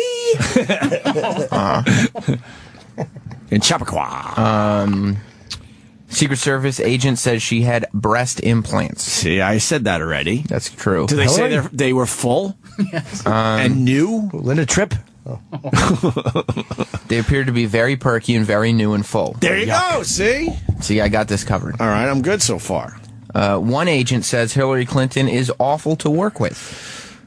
It's just a little added factoid. They just want to give her... She's not going to be our next president, by the way. Everyone knows that, right? Oh, it's going to be another Bush. I think Jimmy tweeted, right? Yeah. If we allow that, we're just a dumb country. It just shows you how pathetic our country is, that we keep going back to a Bush or a Clinton. Bush? No, I don't want Jeb Bush. I don't want Hillary Clinton. I don't want this fucking family names anymore. Enough. What about de Blasio? I like Bill de Blasio. He's doing a good job handling the crisis. You think he's in full panic mode? Oh, no, he's terrific. He's doing a wonderful job. He is in a bad spot. It's going to be very interesting. I hate that I live in Manhattan through this, but it's all Mike Huckabee. Yeah. Mike Huckabee doesn't have a shot at being the president. I like Mike Huckabee. He's a good guy. We'll probably have him on the show, but he doesn't have a shot. He's a bore. That Fox show of his was a bore to watch. He decided to walk away because he could possibly, potentially, maybe run for president. He'll have a nice little run, and he'll drop out early. Oh. Trump said he's thinking about it. Oh, that would be great. I haven't heard that before. Yeah. How great would it be if the flu took him out, though, in the primaries? Go ahead. Continue with this. Clinton previously admitted to sexual relations with 2 other women. See, this is not the same article. The one I had much better dirt than this, Sam. What dirt? What about the cookies and leaning over and offering the Secret Service guys cookies? Yeah, we went with that already. No. It was a warm day. She was wearing a low-cut tank top, and as she leaned over, her breasts were very exposed. Right. They appeared to be very perky and very new. Why was she leaning over? It doesn't say in this article. For the cookies, I guess. I'm fucking calling Lionel. Don't call Lionel. His little head won't know how to take it. Here's the thing about Lionel. He tends to be verbose in his explanations. Yeah, we got Patton coming in 2 minutes. Yeah, I think Lionel, we can wait till Friday. Friday? Yeah. Yeah. I say Friday would be a good time to have him in. Friday morning. Yeah. I don't think we're working Friday. Huh? Well, you know. I think it's Ron Bennington's show on Let Friday. Ron and Lionel do a show. Let Ron handle him. Let's see what the puppet master can do with him. It's going to have to get a few extra strings. Is that it? That's it. So, people are fishing around is the headline here today. They got 21 phone numbers that Were are they connected. Google Voice numbers, you think, or different phones? No, this was way before Google Voice. Oh, okay. How do you have 21 numbers? No, you're I know president. you're the president or the ex-president whenever all this went down. Let's say cell phone, Fax. different homes. Yeah, I mean, he probably had, let's say, 5 different or 6 different home numbers, like from White House, apartment here, apartment there. Did you say cell? I didn't get to the cellies yet. I'm just saying some of them were probably just legitimate location phones. The White House had a couple Force different One phones. phone, the phone on the plane, satellite phones. satellite Yeah, phone. that might even be 10 of his phones. And You the think other- he got in trouble yesterday? She might have asked him about it, but he 21. 21. I think he had 18. I have 3 more. That's really great, Clinton. Thank you. I do. That was Jim. For those at home who don't realize that wasn't actually Clinton. My phones feel your pain. Daryl Hammond, who? That's really something special. Thank you, buddy. Yeah. I'm opening up my new show with my Bill Clinton. I've got so many phones to call everyone. Why are you squinting like Why that? you look like you're in pain? That's I'm not. It's fun because it's topical and it really sounds like Bill Clinton. Yeah. Yeah. I can make phone calls to all of your vaginas. What? You're going blue with your impression. But it goes back to the phone thing as well. Yeah, which I is important. understand. That's the whole thing. Yeah. We've got 21 phones. My wife is running for president. I'll be on the phone. He's got so many. Yes, he does. He loves talking on the phone. Yeah. Right. That's a good impression. Yeah. Gonna get a lot of mileage out of this one. Yeah, and that premise is just keep expanding, you know? 21 phones. Yeah. You think he'll expand to 22 phones? I've got 35 email addresses. Oh, wow. 21 phones. You only have 30. 10 fax machines. I was the president. Right, I forgot about Bill Clinton, not just a tech guru, but also at one point the president. That's right. You got to say that. Right. That's right. Just so people remember. That's right. Wow. That's very, very good. Thank you. Sounds like I'm right. It does. It It's does. pretty good. It's right there. Not bad. It's right there. I didn't inhale on the phone. That's fun. Ties in. Right, because it's a thing from 92 and then a thing from now. That's right. 2 big stories. Two big Connecting stories. them. Tied in together. What do you think it sounded like when he was talking? Ethan Hawke said that he talked to Bill Clinton, and At Bill the Clinton urinal. said he liked his movie. He said, I liked your movie. Sure would like to call you on one of my 21 phones. I had 22, but Hillary spilled white water on it. Oh, that's fun. Nice. Water. That's great. That was great. I like because it's not only is it topical, but it's interweaving. You know, it's almost a history lesson. It's very much like one of Colin Quinn's shows. Yeah, it sure is. It You know what I really mean? It combines One-man show? Yeah. Yeah, it combines history and news and humor. Absolutely. Yeah, Talks about everything that happened. it's a Presidency. little better, you think, than Yes. Colin Quinn shows? Yeah, Colin's stuff is kind of like this is a hot impression, and he knows it. He does Reagan, I do Clinton. We want to go out together. Oh, that's fine. Yeah, we should do that. The great debate, you could call it. Yeah, absolutely. And after the debate, you could bring me flowers, Jennifer Flowers, and I could call her on my 21 phones. Oh, good. And we'll smoke pot, but not inhale. On your. I was the president. That's good. I was afraid there were going to be some references that didn't get mentioned. Yeah. As a closer? Or? No, my favorite type of pie is impeach pie. Oh, that's a stretch. That's a stretch. It's a good one. Peach pie isn't even like a thing people... Such a stretch. Yeah. I'm going to call you on my 21 phones or something. My wife's ankles are so fat, they look like bowling pins or something.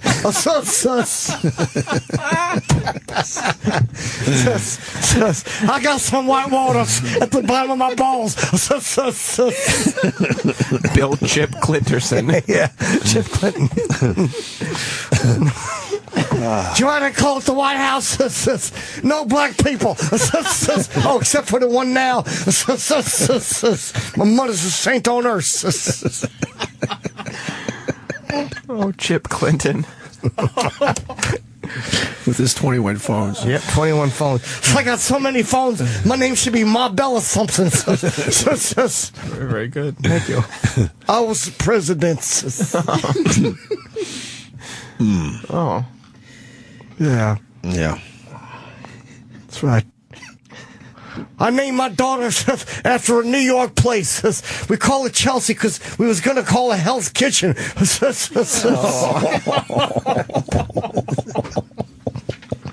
Now you're going local. That's right. He's going local with his humor. Why would he name her after? He wasn't living in New York. Oh, yeah. You can't just say what you know. My wife was a senator. She liked more baseball teams than I have phones.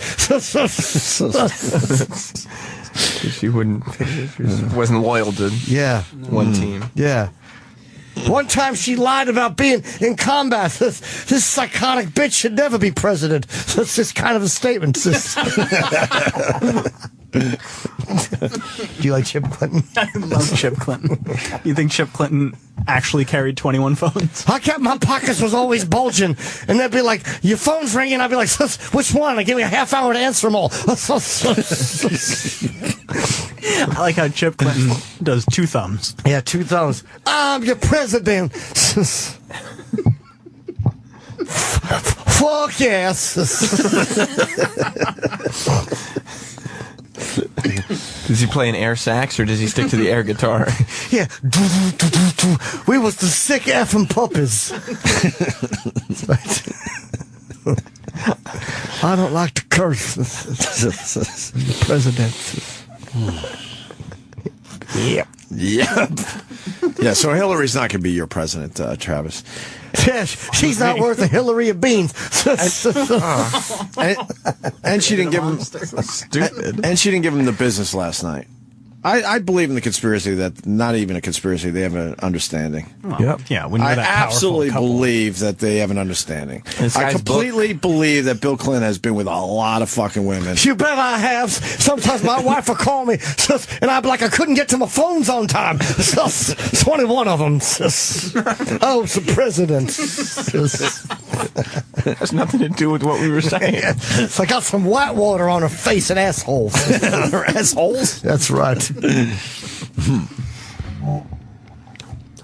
I don't know what her deal is. What do you think her deal is? She doesn't need the sex. Hillary? Yeah. I don't know. Maybe. She's chilling. Yeah. She's just chilling. She's in the cut. They so have an understanding. That's what the guy who wrote this book who mentioned the Energizer said. That Hillary knew about the Energizer. He has a really nice bunny. What? The Energizer is a she. Energizer bunny. Those big boobs would get me all energized. I'd plug my phones into them. Did you just say boobs? Yes, he did. Yes, I did. He did. Yeah, you know how impressionists incorporate everything. Yeah. Right. All right, we should take a break. Patton Oswalt should be here. He is here. Good. So we're going to break. We're going to have Patton Oswalt on the show next. He's got a great new book out called Silver Screen Fiend, Learning About Life from an Addiction to Film. And he's also playing Carnegie Hall with a few tickets still available. Not many, though. You know how to get to Carnegie Hall? How? Practice. We're back with Patton Oswalt in studio.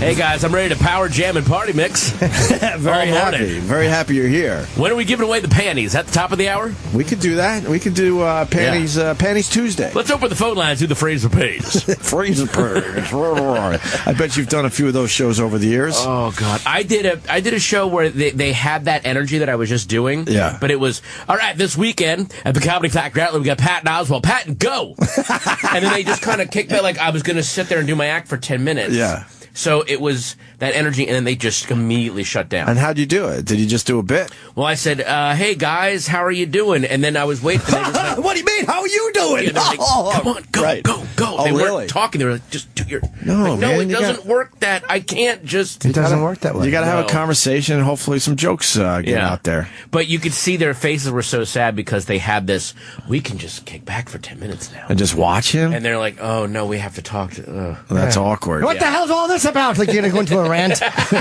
don't know how shitty that would sound? How ridiculous that would look? Hey, you guys go to movies? You guys go to movies, right? Yeah. The butter on the popcorn, right?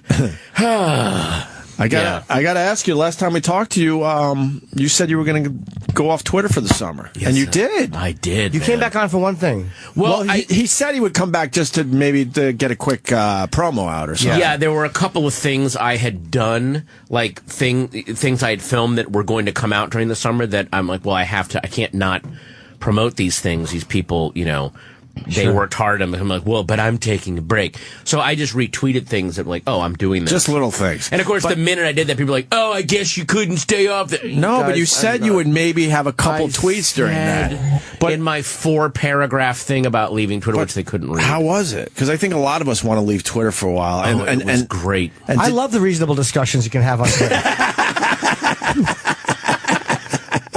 Hey, I love those discussions too, Jim. Fag. Yeah.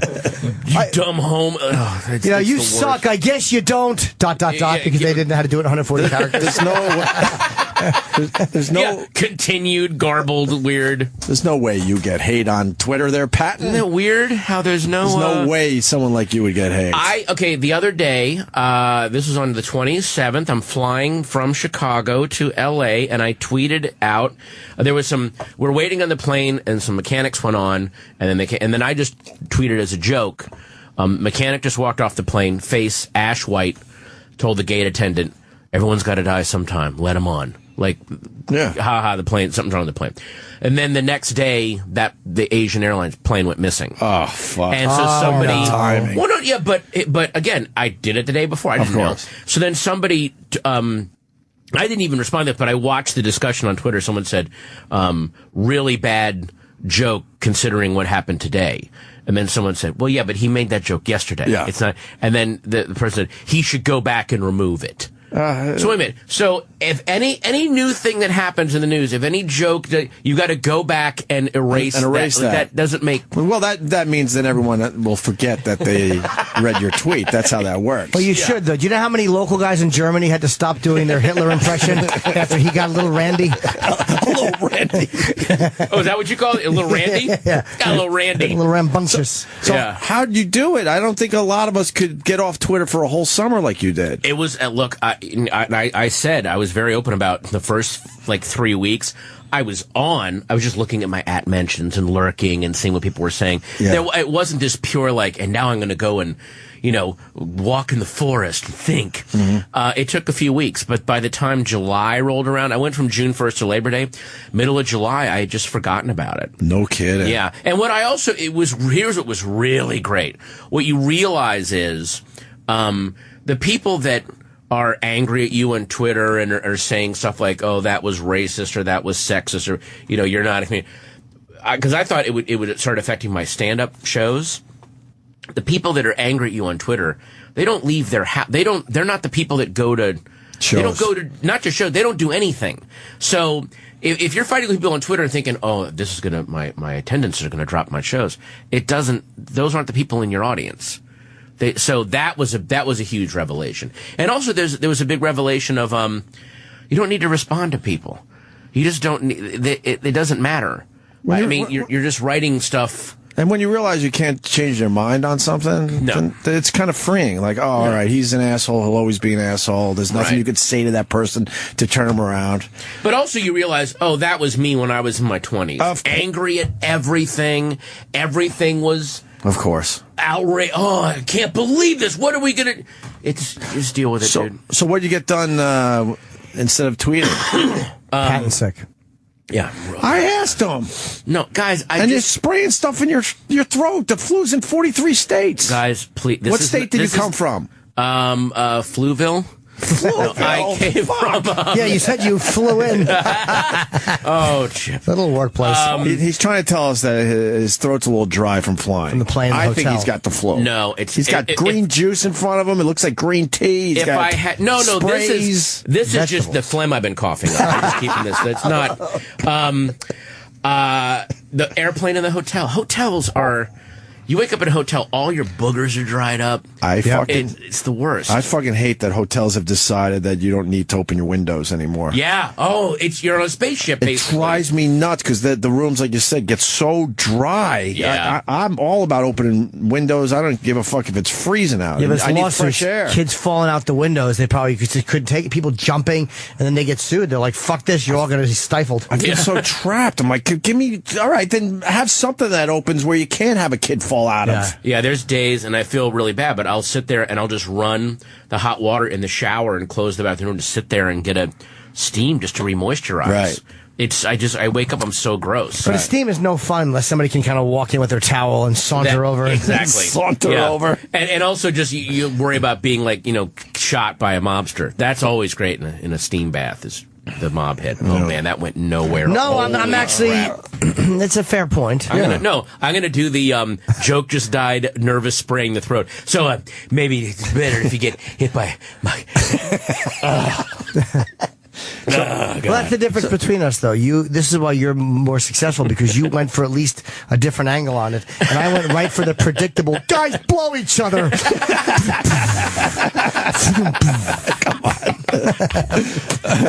Did you read more books? Did you see more movies? Did you go hiking? You know what I did? It was weird. I walked around and just looked at people, and what I noticed is the world. Everyone's just looking down all the time on their phones.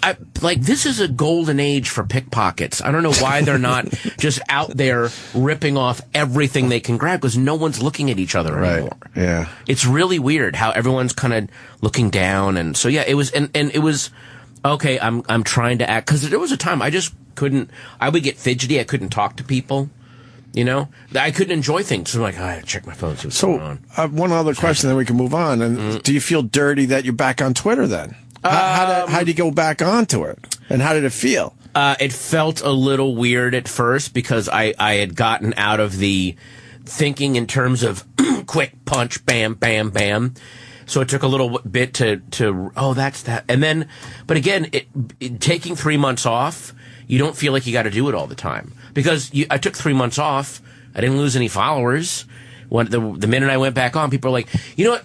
There was this room back in L.A. called the Largo. And it was this really, really, it was like the place to go every Monday to do comedy. And it became really like, comedians would fight to get sets there. And it was, so we would go there. Everyone was, even if you weren't performing, you would go there. Just, that was the hang. And, Blaine Capatch said something really interesting. He goes, if you don't come in for 2 months, and then you come back, people are like, oh, hey, good to see you. But if you miss just 1 week, and you come back the next week, they're like, hey, where were you, man? Why weren't you here last week? Yeah. So that's the same with Twitter. When you leave for a big chunk of time, they're like, oh, he's off doing something. Right. But if you don't, but there were a couple of days after I got on that I didn't tweet because I was just doing stuff. People are like, what's going on, man? Right. What are you doing? Were you quitting? Like, it's not. We're not a team. We're not going to the Super Bowl. But you're such a good follow. That's why it kind of sucked that you were gone. Yeah, but there were also, there are so many hilarious people on Twitter. Your brother, I was saying off air. Yeah. You turned me on to your brother's Twitter last time you were here. He's nuts. He is in a good nuts. way. And he's what's his Twitter again? It's it's at Puddinstrip. Is that it? Okay, then I see his real name in there too. Yeah, search Matt Oswalt. Matt Oswalt is a great follow. Because right now he doesn't have a job, so there's nothing he has to lose. Right. He'll just say whatever he wants. Very dark. Oh, man. Twisted, funny. Very, very screwed up. Yeah. Yeah, what was it? What did he write? Who wears short shorts? The homeless meth addict outside my window playing with his balls wears short shorts, or something like that. Right. It's just weird. Right. That's a great commercial callback too. Yeah, he lives in the asshole of Hollywood. He lives right where it's awful. So he just sees. What part is the asshole of Hollywood? Anywhere between like Cherokee, Whitley, all those little streets near like. pretend you're standing in front of the Chinese theater. Okay. And then just start walking east. Okay. That's where you see a lot of the, oh boy. Right. Hey. Reminds me of a joke I used to do where I would say, I lived in the gay part of Hollywood. It was called Hollywood. The place would go nuts.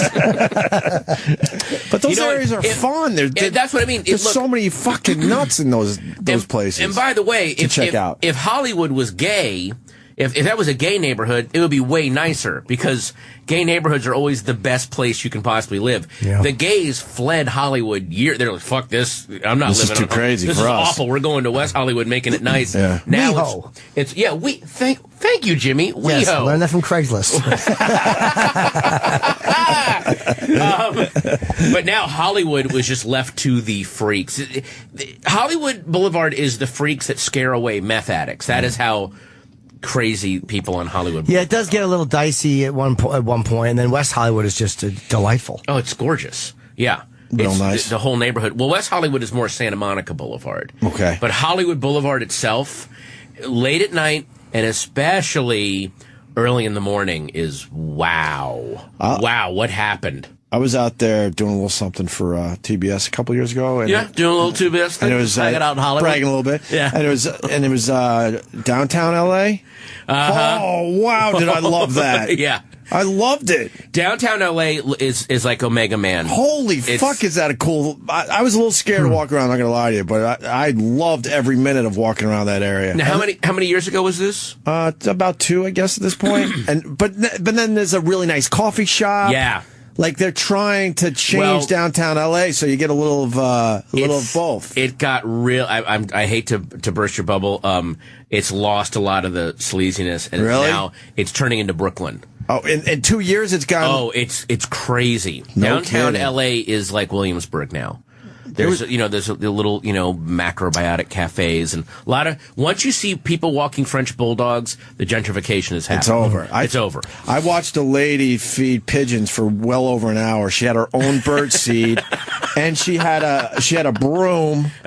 So she had this whole routine where she'd lay out so much bird seed that there were hundreds of pigeons that would fly in unison and land at the same time. Oh my eat for Lord. a while, and then they would take off because like you'd walk by or whatever, scare the pigeons, they take off, right? Then she'd sweep up the whole thing, put it in a bag, wait about 5 minutes, and then put the whole seed out again. She did this over and over and over again. What a hateable woman. Yeah.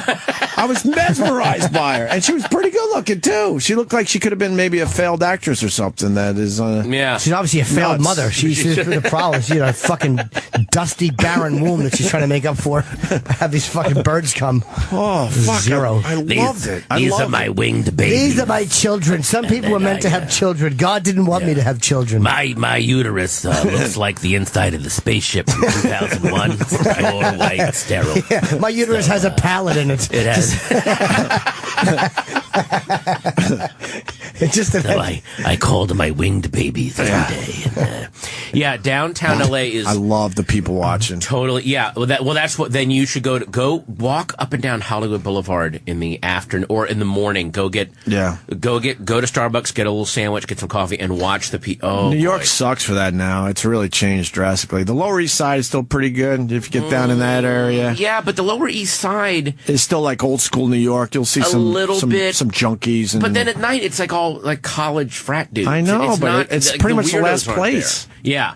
I remember I stayed at the Rivington when I was doing this TV show, and I stayed there in July. So imagine the Lower East Side in July, how that smells. Mm-hmm. And so one morning it was 6 a.m., and the van had come to pick me up to go to work, and I'm walking down the hall, and the doorman of the Rivington opened the door. I was 20 feet away from the door as I walked toward it, and he opened it up, and he said, here it comes, because the wave of stink that came down the hallway and hit me, because it was already 98 degrees at 6 in the morning. Wow. And it was like getting hit with a fat man's stomach that had been spread with like old mayonnaise. Like that is I like that. Damn it! I see. You can't freak Jim out. Oh, that's hot garbage. Very nice. Coming at you. Yeah. Don't pour rainwater on me and tell me it's piss. That's you yelling at a date. Were you doing Bored to Death at the time? No, I was doing the Heart She Holler. Oh, I don't know what that is. Okay. It's this very you especially would love the Heart She Holler if you like very bizarre, fluid-rich sex and really messed up couplings. And there's a scene. There's a scene in season 2 where somebody, a woman has anal sex with a man because something is sticking out of him that she can use as a instrument of destruction. A woman has he fucks her. Wait, No. She is mounting him because this is sticking out of his ass. Why can't you tell us what it is? It's an old hardened turd. Oh, she has anal sex. I understand. She mounts it. She mounts him. She backs up into the, the hard turd. The hard turd. Some things are disgusting, but you also have to really respect them. This guy wants to talk about your recent... Much like The Apprentice. You have to respect it. This guy wants to talk about your recent tweets. What were my recent tweets? I don't know. I guess... I went a little crazy yesterday because the book came out today, so I was, there was a lot of reviews came out. I'm looking forward to reading happy, this. So I didn't want to John, what's the problem with Patton's Twitter and his recent tweets? No, it wasn't that. It was just that I was really excited for the book coming out and all that stuff, and just a couple other things. You beat me to it. How awesome he is on Twitter. His brother's fucking fantastic. Yeah, absolutely. Yeah. Okay. He had a tweet about New Year's about Patton eating a ham in the front seat of his car by himself. All right. Yeah, your brother does take shots at you. Lovingly. There's a whole thing, and someone's storified it or something. I was live tweeting Downton Abbey, and he was doing a response to every one of my live tweets, and it was the most vicious, dark, just awful. It was hilarious. Did you guys get along growing up? Kind of. I was this total,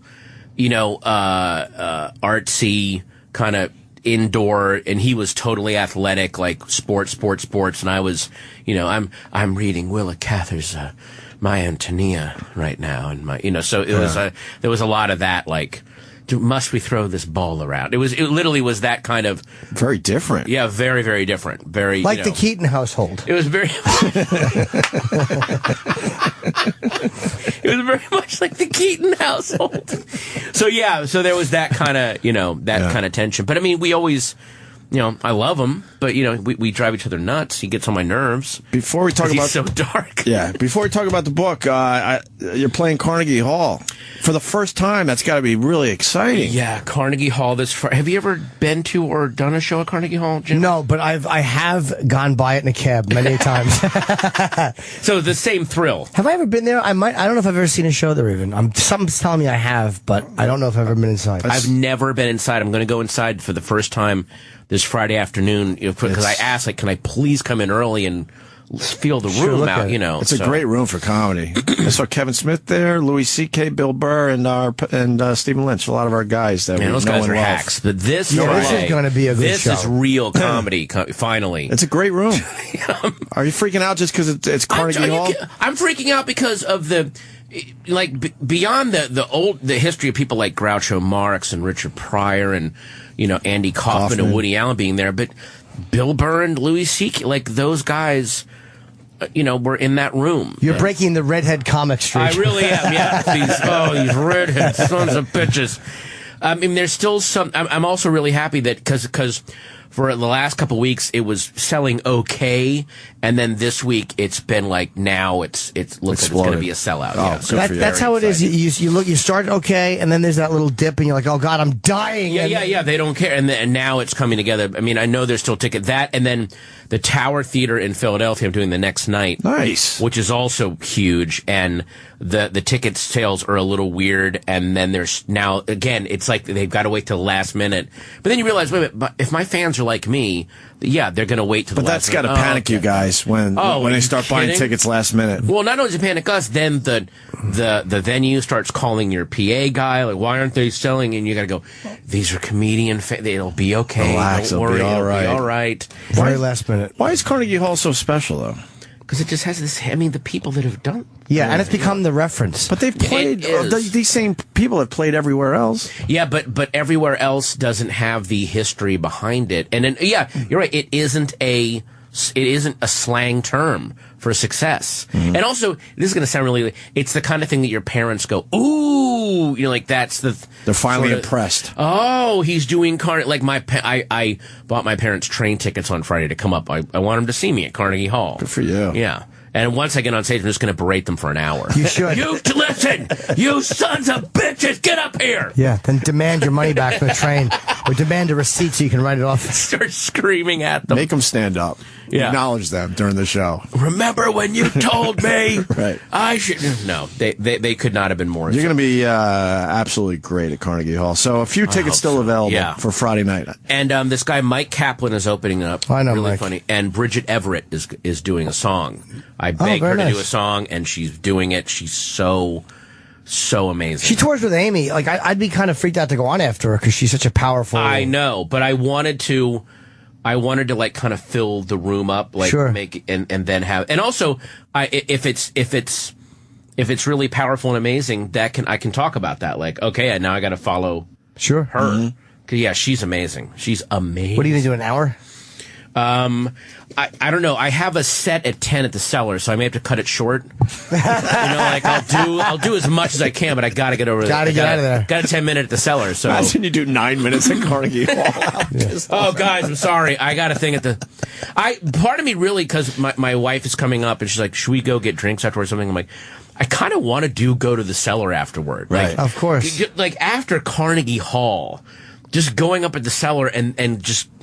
That's the way to just blow it out. That would feel. I would take if I did Carnegie Hall, I would go to the Cellar, look at the comedians at the table, pull my dick out, and walk out of the room. They're going to beat the shit out of you, though. Don't you want to live that high for a little while before the guys at the Cellar beat the shit out of you? That is true. Yeah, I know, because then I don't want to be... Yeah, there's nothing worse, and this happens a lot, like whenever I go to Bumbershoot up in Seattle and do that comedy there, the crowds are so amazing that you need a bring down to put you... Because the first time I did it, I was walking around going, I'm the best comedian alive. I mean, I'm amazing. And then the next week I'm out in, Houston... eating it, right? Because then, so now when I go up there and I see comedians up there for the first time, and you see their faces, like, oh my god, I got to go. Look, I'm glad you had a good time here. Don't get used to this. This is not how it is. These crowds are amazing. Just chill out. You can still do comedy, but don't get stuck on this high. You do a great job too describing the stand-up experience in the book. You're talking about starting out, and and Blanket Patch is very funny. I didn't realize you guys started together. Yeah, and you're just talking about going to these open mics, and it's all comedians, and the rush and the high of doing it. It's a great description, man. There's a few things you described that I was like, fuck, that's a perfect way to say it. Well, it was the two things about comedy that the one thing everyone talks about is you go on stage and you get that rush. Oh my god, I said something and everyone laughed, but what a lot of people don't talk about is there's also the hang. You realize very quickly, wait a minute, if I do this for a living, all I get to do is hang out with comedians. I don't have to hang out with anyone boring. I don't got to hang out with anyone that I got to pretend is funny. Like, and what you hang out with people that if you say something that's not funny, or you can go, that sucked, and no one takes it personally. Yeah, they just oh, and in a way they go, thank you. It's helpful when comedians go, dude, you're not gonna go anywhere with that. So those two things are so amazing. Let me ask you guys this: do you still get the high? I do. For me, it's just kind of like one long, banal fucking yap fest. I do, yeah, of course, amazing. When you start anything that you're really in love with, that high, I wonder if it could ever be as strong as when you first started. But the lows are bad, too. Like, I was on stage last night doing a set, and I'm working on Cosby material. And the crowd, and it's been killing on the road, but the crowd at the Cellar are not fucking Jim Norton. When you mean Cosby material, you mean like to get on his new show? What's going on with him? I haven't heard. It's funny. There's been a whole thing, like, apparently he was drugging, Dre, and they're claiming they didn't know it was drug. So, and the crowd just kind of like at the mere mention of it. Right. I wanted to slam. Oh, sorry. I wanted to slam the microphone down at one point. It became a very kind of like a confrontational relationship. Yeah. Because they were laughing at certain points, and then I'd go into something else. They'd go like, "Oh," and I'm like, "What are you fucking pro?" I bashed Camille Cosby. I've had enough of fucking her standing by her man. Yeah, I jumped in there because I got really mad for a second because they didn't even give you a chance to see what kind of Cosby material you had. By the way, any premise out of context could get you at sure. That's how comedy works. Right. You mention something, people are like, "How is it funny?" And then you surprise them with how it's funny. Right. Yeah, like Mike Cosby. I think I said something about like he committed a lot of rapes, but that's fine with me. No, I'm kidding. I didn't say that. That's my whole bit. No, but I mean, it's like, but they reacted like I did say that. Right. But anyway, you describe really, really, and there's something else you talked about too about stand-up, which I hadn't heard described before, which was this fucking, it's the silence of when you're setting it up, like the laugh and then the lull of when you're just talking, and it's just such they're just completely different worlds. Well, it's a bungee jumping thing, because when you're talking and it's silent and you're like, this punchline might not work. I might, so when you're the anticipation of, okay, when I drop what's funny here, I hope this works. And that becomes really addictive, because then you want to repeat that over and over again because it's such an endorphin punch. Wow. Yeah, you're committing to something, and you're not even sure if you're going to get the laugh. Yeah, and the lows for me that get really bad are when I've just put out an album, just did a special, and now I've got to start from scratch. Yep. And there are a couple of weeks where you're starting to do open mics again. You're like, what is my next hour going to be? Like, where do I build it from? Because especially if you've just been promoting stuff is the least creative, least funny thing you can do.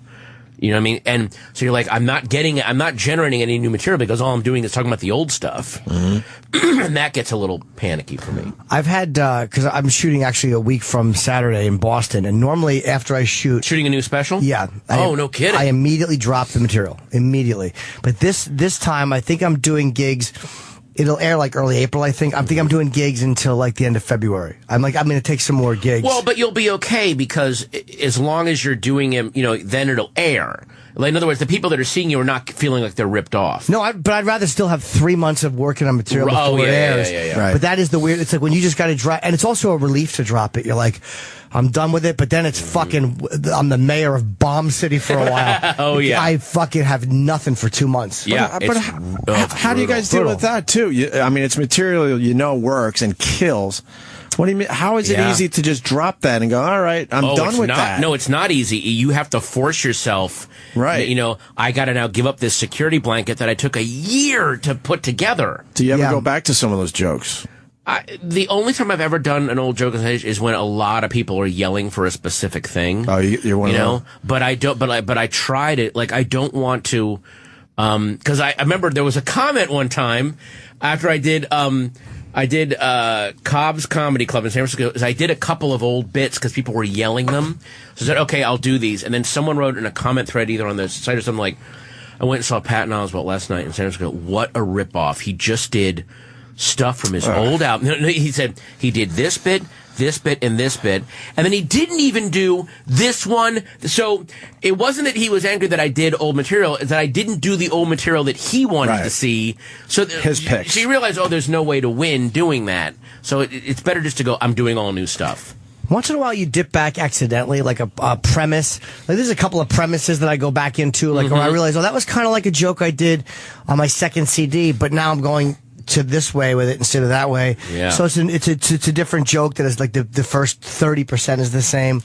Once in a while, you do that. That happens. But as a fan, I don't mind when you guys go, back to some of the older stuff. Yeah, I just don't want the whole as long as it's not the whole set. Right. I don't feel good. I love dumping it, even though it's hard. I watched stuff from my last and I'm like, I forgot I did any of that stuff. Like, I fucking block it out. It's done. Yeah, sometimes I try to do an old bit, and then halfway through I'll go, I don't know. You fucking forget it. Oh, really? Oh, wait a minute. What do I say? Oh, shit. Oh, that's funny. And I'll say openly to the crowd, like, I forgot how that goes. I'm very sorry. Yeah, they appreciate that. Yeah, the honesty of it. I tried. People love when you fuck up and admit it. They love it. Well, there's another part of the book, too, that I talk about as a stand-up. I don't know if you read that part where I had been doing stand-up for like 4 years, and on the East Coast, very road dog rooms. And in my head, I was very much like, I'm pretty amazing. Like I'm a headliner now, man.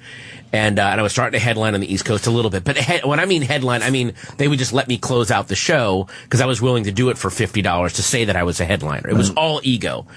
Then I go to the Holy City Zoo, and I do the open mic there. And that's another, like, very historical room. And I'm doing all San Francisco? San Francisco, yeah. The Holy City Zoo in San Francisco. And I've just moved there. Here's my big debut set. New comedian in town, guys. And I do all my killer road stuff, which is just the hackiest. See these tampon commercials on TV? You know what I mean? And I do this, Tampax, we're not number one, but we're up there. Like, just, And, bunch of comedians in the room. And it was all comedians. And it was all people like Greg Barrett, Greg Proops, Brian Posehn, Blaine, Jeremy Kramer, all these really amazing. Seasoned. Not only seasoned, but like, they're not. They're trying to do really original stuff, and they don't care about what just works no matter what, you know. And I came from it, as long as you get laughs, doesn't matter. And it was so brutal. And then I went across the street to this Chinese restaurant called Taiwan, and I'm sitting with Blaine, and I'm just ripping pages out of my note, like, all this is gone. I got to start from zero. Yeah. I literally have no material right now.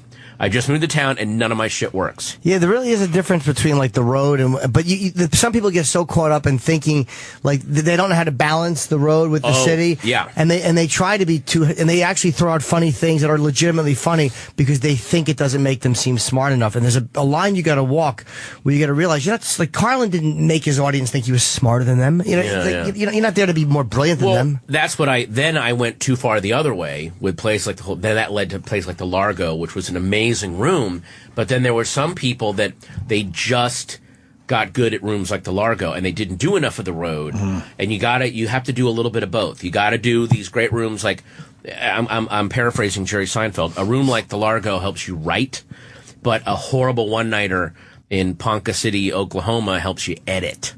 You know, so that's why whenever I'm getting ready to do a new special, I do the Largo, but I also go down to the Irvine Improv, which is in a strip mall in Irvine. Oh, I love that room. Yeah, me too. But they're like, hey, let's hear some jokes. Let's not hear you. Hey, you see that new movie? I mean, I don't know where this goes, guys. You know, they don't want to. Yeah, they don't want any fucking meandering. They don't have time for that shit. Yeah. They just want the laughs. So you want both. Well, why don't we talk about the book? What's it about in general, just to get the gist out there? It's an addiction memoir, basically, with no drugs or alcohol in it. It was me. When I moved to L.A. in 95, I just started going to this place called the New Beverly, which is a movie theater, and I got obsessed with seeing movies 3-4 times a day. It was just non-stop. When I wasn't working at Mad TV, when I wasn't doing sets, I would just go because in my mind, first it started off, here's what happened. I started off going, I'll watch a lot of movies and I'll become a director. That's how I'll learn to make movies. I'll watch a lot of movies. Then it turned into, I had these 5 movie books. And whenever I would see a movie that was in one of these movie books, I had the Psychotronic Encyclopedia of Film, Cult Movies, Volume 1 through 3, and the Film Noir Encyclopedia. If I saw any movie in one of those books, I would check it off and write the date next to the movie. Very OCD, by the way. Not only was it OCD, but it was, I could not have a good set unless I did that. So I had to go search out these classic movies, get it checked off, and then I could go have a good set. Wow. So it was just this crazy, it was the guy, well, we're independent. I can't change my socks. Yeah. You know, it was this weird good luck charm, and it led me to, I mean, at one point I saw, there was a film festival going on of those Hammer horror movies. The best! Yeah, so amazing. Heaving Bosoms, Bright Red Blood. Well, they had a marathon starting at 8 a.m. at the Chaplin Theater at Raleigh Studios and going till midnight both days. So I went both days, just watched all of them. I'm checking all this stuff off. Wow. I'm going to, but I get to the point where I was like almost hallucinating.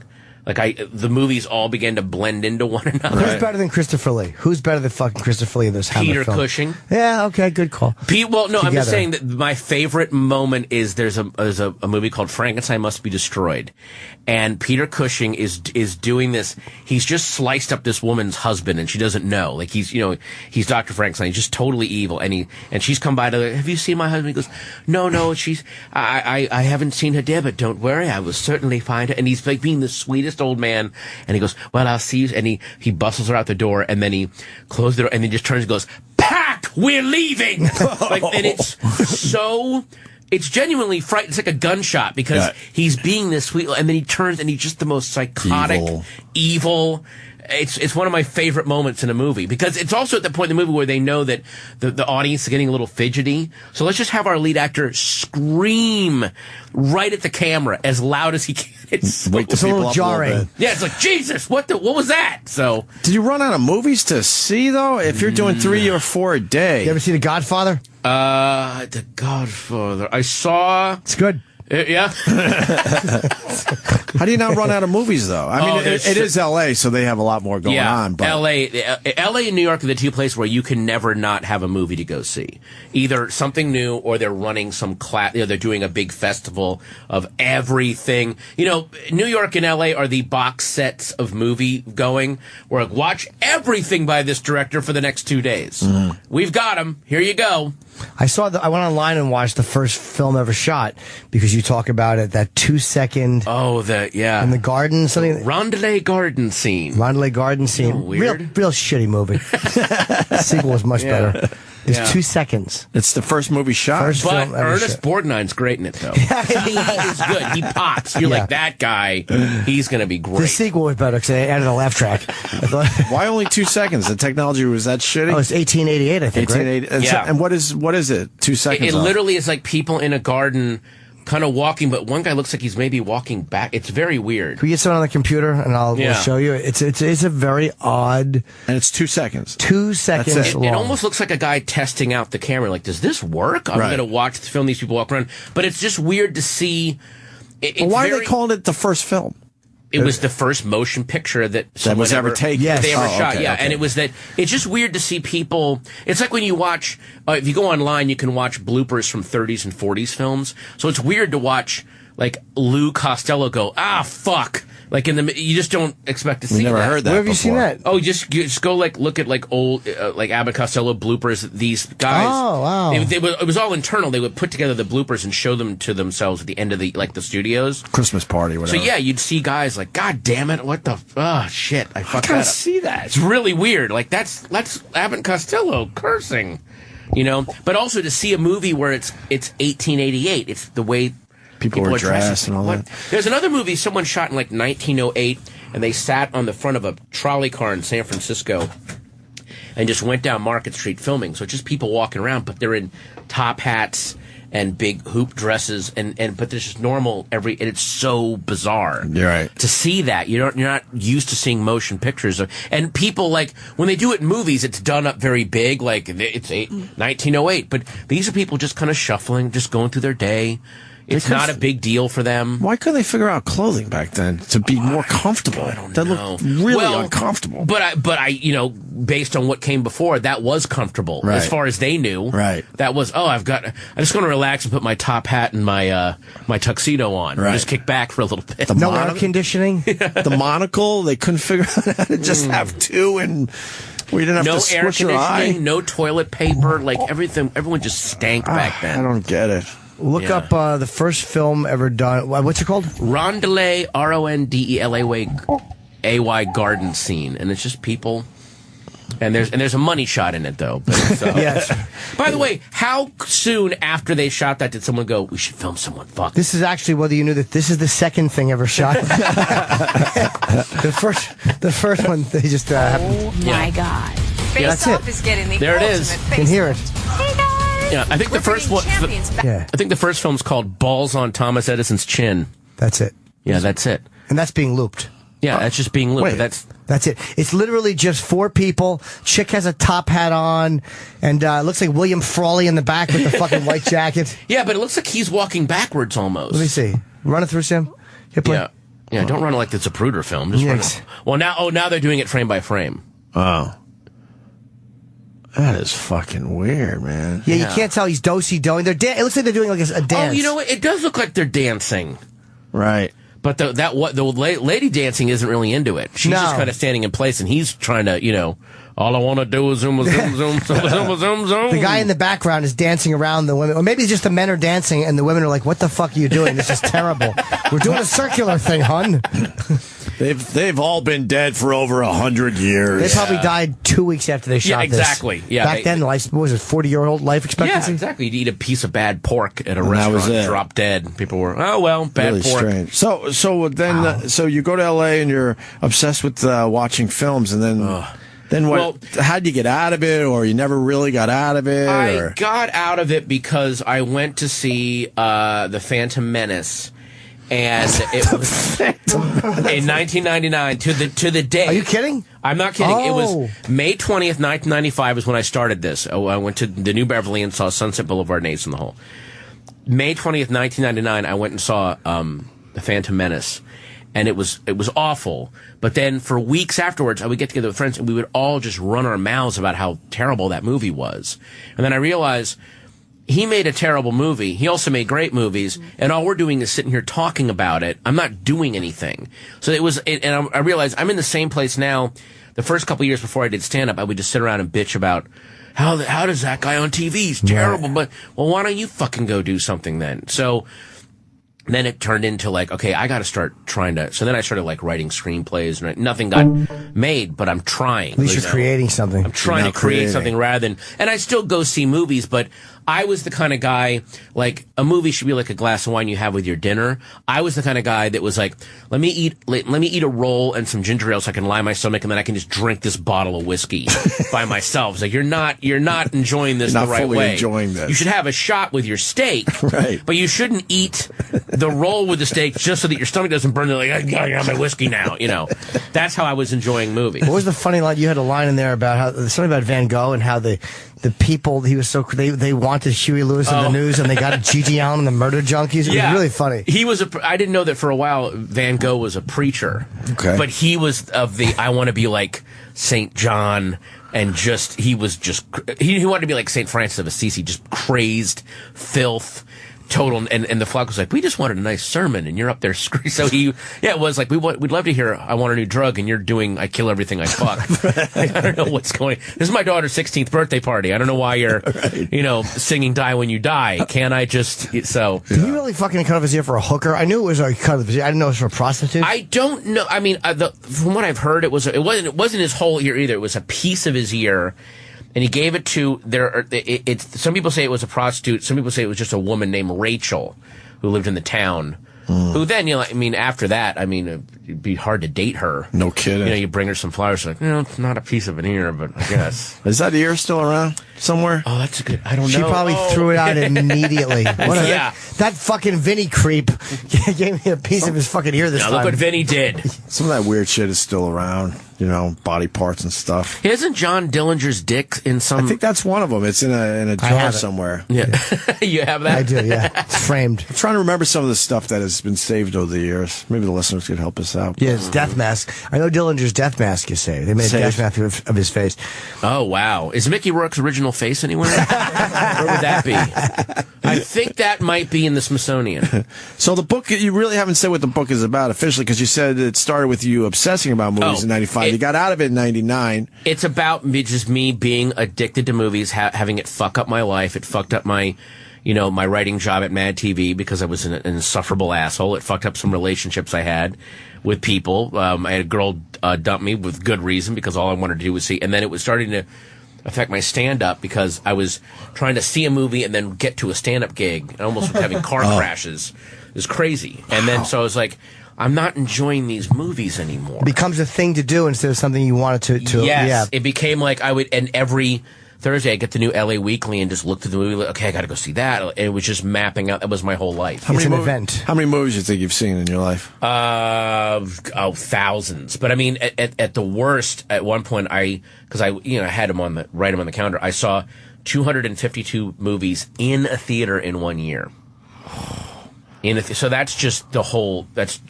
barely doing anything else. Wow. You're not even talking to people. And I was starting to look at the people that didn't come out of that hole, like the people that, like, I was 3 or 4 years into it, but I was seeing people at the New Beverly that were 2 decades into it. Really? And it did not look good. They're just obsessed. Just upset. They barely could relate to people anymore. So in that year, you did 5 movies a week. 5 days a week, you're watching movies somewhere. And it also, the guy that ran the New Beverly, on the day after the Phantom Menace, where I came back to see Sunset Boulevard, and I got my ticket, the guy Sherman Torgan who ran it said, "I thought you'd be handing me a screenplay by now."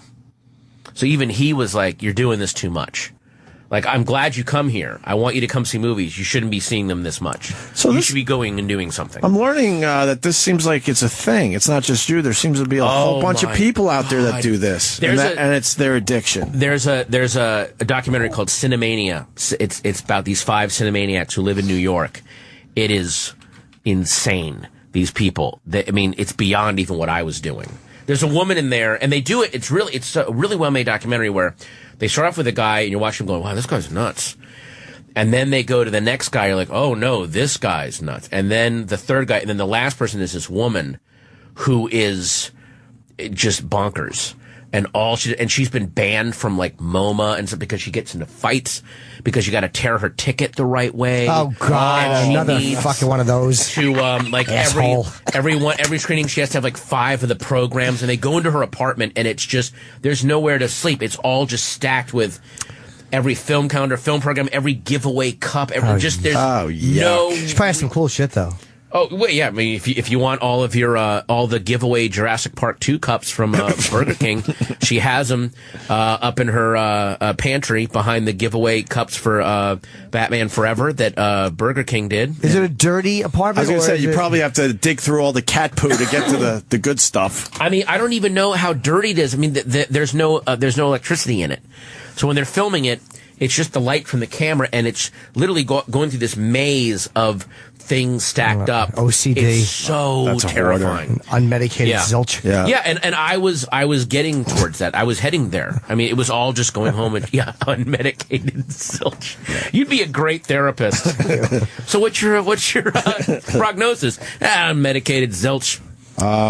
Well, I think you just sold the book. We're going to talk about the book more after the break. But there's some other stuff too. I mean, it's I not look forward to reading this now. You're not just going to be reading about me like, and then I went to this movie. No, but you talk about these movies though, like literally these Billy Wilder movies. And you really discuss them in a way that makes you want to go out and see these movies. Yeah, it's not boring. It's not like a list. It's like you're really talking about the movies, then it kind of digresses. Like I said, the one part went into the year of 1888, talking about fucking Jack the Ripper and Van Gogh and all this weird stuff, and then it goes back to the film. It's like the film is a jumping off place to talk about whatever you want to talk about, and then you come back to it. So it's not just a fucking list of movies. Nice. No. All right. The book's called Silver Screen Fiend, Learning About Life from an Addiction to Film. It's Patton Oswalt's new book.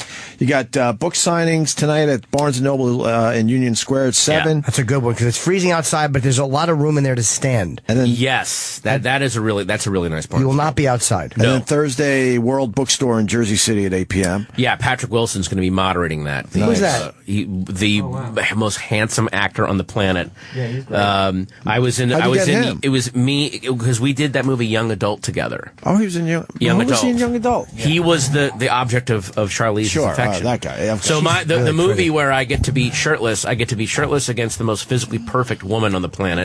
And then I get to be in other scenes with the most physically handsome man on the planet. Wait, did you get to kiss her? No, we don't kiss in the scene. We just we hug each other. Phenomenal. She's amazing. It's a great scene. She used to want to date me. Well, she didn't. No, Jimmy, that's no. It's true. No. That's why you looking around the room like that. She's an incredible. I mean, it was weird enough being in a nude scene with her, but it was way more stressful just sitting and acting with her because she's such an amazing actress. And it's that really amazing thing of they cut and then she's just herself and just talking normally and action and right back into the character. It's, that was us out in Palm Springs. She's stunning. Stunning. She's a stunning woman. And then there's Patton. It looks like a fucking...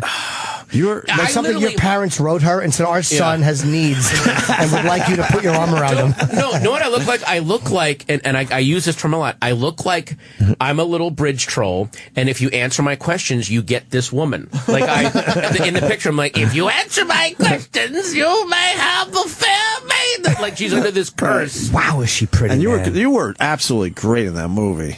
Yeah. Well, I mean, I was great because I worked so hard at it because I knew I'd be in scenes with her. Right. Well, and she's beyond method to the point where it's just, boom, I'm in. What happens after a film like that? Do you guys keep in touch here and there, or is it? You know what? We text actually all the time because Really? I was saying I texted her the other day. I'm like, if you can get me in early to a Mad Max screening, you know, I'll bring you a covered dish. Or it was just like the lamest text offer to go see. I don't know if you've seen that trailer for that new. You haven't seen the trailer for Fury Road? I have not. No. Jesus Christ, guys! I got 2 small kids. I have no kids. I just haven't seen them. I've been busy. Oh God! I'm taking tap. Holy fuck! Jim's been working on his email list. Yes. No. It is. They didn't show it before Big Hero 6. Those are the type of movies I'm getting to see these days. Yes. God, let's see it. How old is she? Watch it. 35? Just watch this fucking trailer, guys. I love her. You're still obsessed with movies. No, but wait, just, okay, watch this trailer. All right? Jesus, I want to get in line now. Motorcycle sound? Yeah. Thank you, Jim. Fire and blood. They haven't shown anything yet. Road. It's a road. Who cares? Guys, shut up. All right. It's a Fury Road. For gasoline. World is almost out of water. It's a desert. Bombs. Love of God, Opie. What? Big wheels. Cares. Futuristic cars. I'm sorry Billy Crystal's not in this. Just try to enjoy something new. He is in this. Whoa! That's great. They ruined the car. Whoa. Everybody's gone out of their mind.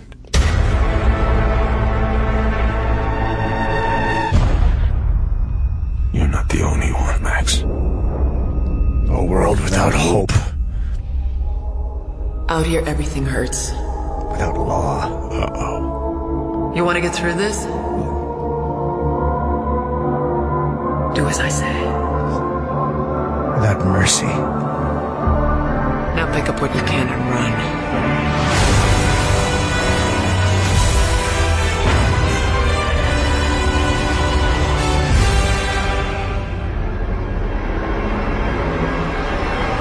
How much longer? Yeah, what's happening? Swear to God. From George guys Miller. are the worst. What a lovely day!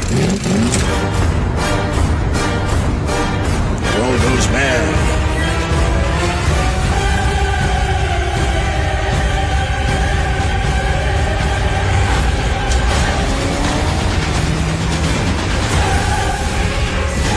A lot of car crashes and things blown up in dirt. Fire. Looks green screen. Tom Hardy. Charlize Theron. Nicholas Hoult. A lot of hack stuff. That movies go fire, to. Smoke. When they don't have a good story. That's what you guys love. It's like Sisterhood of the Traveling Pants. Really, man. You love a good story. What about the love story? Does it have a good love story? Unbelievable. Yeah, this guy's zooming through the desert. Lots of smoke and fire. Apparently wonderful. a hazard. That's nice, the environment. They wasted a lot of money on fire for this movie. Mad Max, Fury Road. Where's Mel Gibson? Summer 2015. See it in 2D and 3D. Why would you go 2D when you could go 3D? I want to go see it in 3D. Saving that money. How old is Charlize Theron? She's 35, right? Around there? Late 30s. That picture of you and her depressed me. She's so beautiful. I know, it is. She's perfect. Yeah. I would probably date her. What's doubly depressing, she's in that John Hamm level of depressing where it's like, you don't get to be really hot and also funny and smart, and like, you got to pick one. You don't get to have both. We have neither. Yeah, exactly. Yeah, We're hoping for one. Did one of you guys think, so it's just like, what the fuck, guys? Yeah. I've seen her out at this restaurant that I go to sometimes, and no, you haven't. I actually have. Yeah, I won't say the name of it, but let's just say they serve fine food. And I've seen her there a few times, and she is quite a lovely woman in person. She's very cool. I was. Everyone's kind of like, even I don't bother celebrities there. I've seen majors. No one bothers them. But I saw her. I was like, hi. Hi, loved you in the Eileen Warmos thing. And she's a big MMA fan. Is she really? Yep. That's what we're going to bond So she's over. perfect. There you go. I never thought I'd date a guy like you. What do you think, Charlize? John Jones, Cormier. I thought Cormier gas. What'd you think? We saw her once at NEW. She came in with that singer. Could you help me out on this one? No, that wasn't her. Wasn't that Kate Hudson? It was Dionne Warwick. No, that was the Black Crowes thing with Chris Robinson. But yeah. It's Kate Hudson. The Suicide song on the ledge. That's Ozzy and Sharon Osbourne. It was a big song in the mid '90s. Oh, on the ledge. Don't jump by Chuck Berry. Jump. The collective soul guy? No. Standing on the ledge. It was done to the Blame It on the Rain theme. I didn't think when I woke up, I didn't think I'd have to remember this today. Peter Frampton It was a one-hit wonder. No, Ian Watkins. He's a baby on the ledge. Billy Ray Jeffcoat. Gun in my mouth and a pocket full of pills. That one? No? Okay. I'm telling you, Ian Travis Watkins. knows. He's somewhere yelling it. Yes. No, I think Jen had it before with Peter Frampton, you said? Yeah, Peter Frampton. You said Peter Frampton? Yeah. But she came in with the guy, and we weren't. Which guy? We weren't supposed to acknowledge that she was on the couch. No, you're wrong. That was Pam Anderson and Kid Rock. She wasn't as famous as she is Opie, now. that was but Kid we Rock already and knew Pam who Anderson. She was. That was Pam Anderson and Kid Rock. 90. I want to go 99. That was Pam Anderson. 99-ish. Pam Anderson and Kid Rock. Fuck. It was the guy Kid in Rock. the group Third Eye Blind. Third Eye Blind. And Pam Anderson. She was Third Eye It looks Blind. like she was seeing the lead singer, who was a dick. I would have said to her, hey. You want to trade up? Exactly. Would you like to trade up? So what do you think of the? What do you think of Fedor not coming back, huh? Me and Charlize are gonna have a lot to talk. I think she's with Sean Penn now, who she probably respects artistically a lot, but he's probably too cranky for her. She needs a fun-loving guy, a fun-loving, shorter man who appreciates MMA, and I do. I'll talk to you about that all day. Charlize, watch this video of these guys kicking me. See how brave I was? I went to when I was doing The Secret Life of Walter Mitty. They flew me out to Iceland to do some off-the-screen phone stuff with Ben Stiller because I'm talking to him on the phone. He wanted me there. Wow. So, hey, I'll go to Iceland. A trip to Iceland and talk to Ben Stiller on the phone? So we Why went did out. he need you there before you get into the friends. story? Because we're friends, and it. So he wanted to give you a me nice in- trip to Iceland. Well, it was a combination of he really did want me there because we were riffing stuff on the phone. Okay. And he just didn't want me because the connection to Iceland was really weird. So just to have me there off screen and talk. And also it's like, I get to go to Iceland. Right. So I go to You go to Reykjavik? I go to Reykjavik, but then we go to this town outside of Reykjavik where we filmed it that literally had no vowels in the name. It was like, and so I get there. We're at this hunting lodge. It's in the middle of nowhere, just on a glacier. So I go out for a walk. I just put my big shell coat on. I'm going to go for a walk on this glacier. This would be beautiful. And I'm walking. I'm like, this is great. Like didn't have my headphones on, no phone service. I'm just like clearing my head. I'm getting away from. It's good to get away from Hollywood. That's the whole thing. Is that you're in LA all the time. All you're doing is thinking about what are people thinking. Now I'm all alone. This is beautiful. I'm actually having real thoughts. And I see this little dot on the horizon, like coming towards me, and I'm just walking, I'm like, oh, it's another person. And I keep walking, I'm like, yeah, I gotta get away from Hollywood more. Maybe I should go up to Ojai and go hike in the woods. And the person gets really, and it's Sean Penn. Hey, Patton. And then we talk about Breaking Bad for like 5 minutes, and then he goes, I'll see you back at the lodge. And so I'm out. I could not be more remote, and the guy runs to Sean Penn. I would have said to him, do you still keep in touch with Viking and Tweety from Bad Boys? Did you really have soda cans in the pillowcase? Viking and Tweety. Who the fuck is Warren Jerome? Yeah. So it was very strange. Yeah. Well, that's a great one. Was that with Charlize Theron there? I hear that they're an item. Well, no, this was before. I don't think they were going out at that point. Oh. And then I went out to dinner with them, and me, Sean, and Ben went to dinner, and it was fun watching them both talk about being actors in New York in the early '80s and. Kind of humble bragging about everyone they hooked up with. Yeah. And then, oh, wow. Or like who hooked up with more people. And then, the producer was there. He's like, guys, no one hooked up with more people than Bruce Willis, who was bartending. He was this bartender at he had some a huge point, cock. He just apparently, even all the actors were like, I can't get as much pussy as that goddamn bartender. Wow. He was huge. So it was big dick? Yeah. Just imagining that, it's Sean Penn and Ben Stiller angling for some act, and then Bruce Willis just kind of pops, here's your drink, sweetie, and here's my number. I would hate. And what did you talk about? They're talking about banging all these hot actresses in the '80s, and what were you? In the '80s, I was collecting Ralph Partha lead figures when I was playing Dungeons. Ralph Partha was the better lead figure. Grenadier models made some, but they weren't as detailed as Ralph Partha. And I had an entire orc troop with an orc war party, and I painted them. See, you spray primer on them first, and that brings out more detail. Boy, the early 80s were crazy, weren't they? Someone overhearing that conversation relayed it to someone back home and said, what an amazing night. Sean Penn and Ben Stiller were talking about fucking all these girls, but there was some guy at the table that just kept going, really? Yeah. Really? Wow, you made a capital H with Phoebe Cake? That reminds me, I read the entire Stephen King novel The Stand in 2 days at my grandparents' house in Arizona. I wasn't supposed to be reading it, but I was a crazy 11-year-old. Oh, I feel bad for you. It was such a sad. It was just me watching these two dudes. Patton, where else? Where could they go for the other book signings? Well, they can go to so many. I know it'll take us all day to go through this list. Go to PattonOswalt.com. There's a great poster with all the book signings. I'm doing stuff in Washington D.C., doing 2 things in Chicago. But today I'm at Barnes and Noble. Thursday I'm at Jersey City at the World Bookstore. And then, of course, Friday you can see me at Carnegie Hall. There's still some tickets left. You're just throwing that in there, are you? And you can pop by Carnegie Hall. Pop by, I might say do hi. a couple. Yeah, That's exciting. I got the notebook. I'll be working on some new stuff. If you just want to see me, like, I don't know where this goes. Notebook and a stool. Notebook and a stool. Oh, I don't know, Patton. I wouldn't do it there. Really? Humorless friend. Oh, I don't know, Patton. People work their whole lives to get there. Smell the roses. Enjoy. The name of your new comedy special. Yeah, Smell the Roses. Yeah, there's all and a stool. All the stuff is there. And then Saturday, I'll be at the Tower Theater in Philadelphia, which I'm very looking for. I've never done that, and I hear it's great. I'm going to go see Patton Oswalt at Carnegie Hall Friday. I'll put you on the list. I will put you on the list. You come backstage, that'd be great. I don't want to bother you. No. Oh. Can I have 6? That's what I look. I don't really want. I'll have a 6. That'd be great. Yeah, me and my 8 friends don't want to bother you. I'll have 6. I need 2 wheelchair seats. That's cool, right? Front row, please. More with Patton Oswalt, one of our favorites. Stay there. We got to talk about this on the air. Patton Oswalt in studio, one of our favorite people. He's got a new book out called Silver Screen Fiend, Learning About Life from an Addiction to Film. I'm definitely going to read this book. You really sold it well today on our show. Okay, good. You got book signings, Barnes & Noble, Union Square here in New York City at 7 p.m. Tomorrow, World Bookstore in Jersey City at 8 p.m.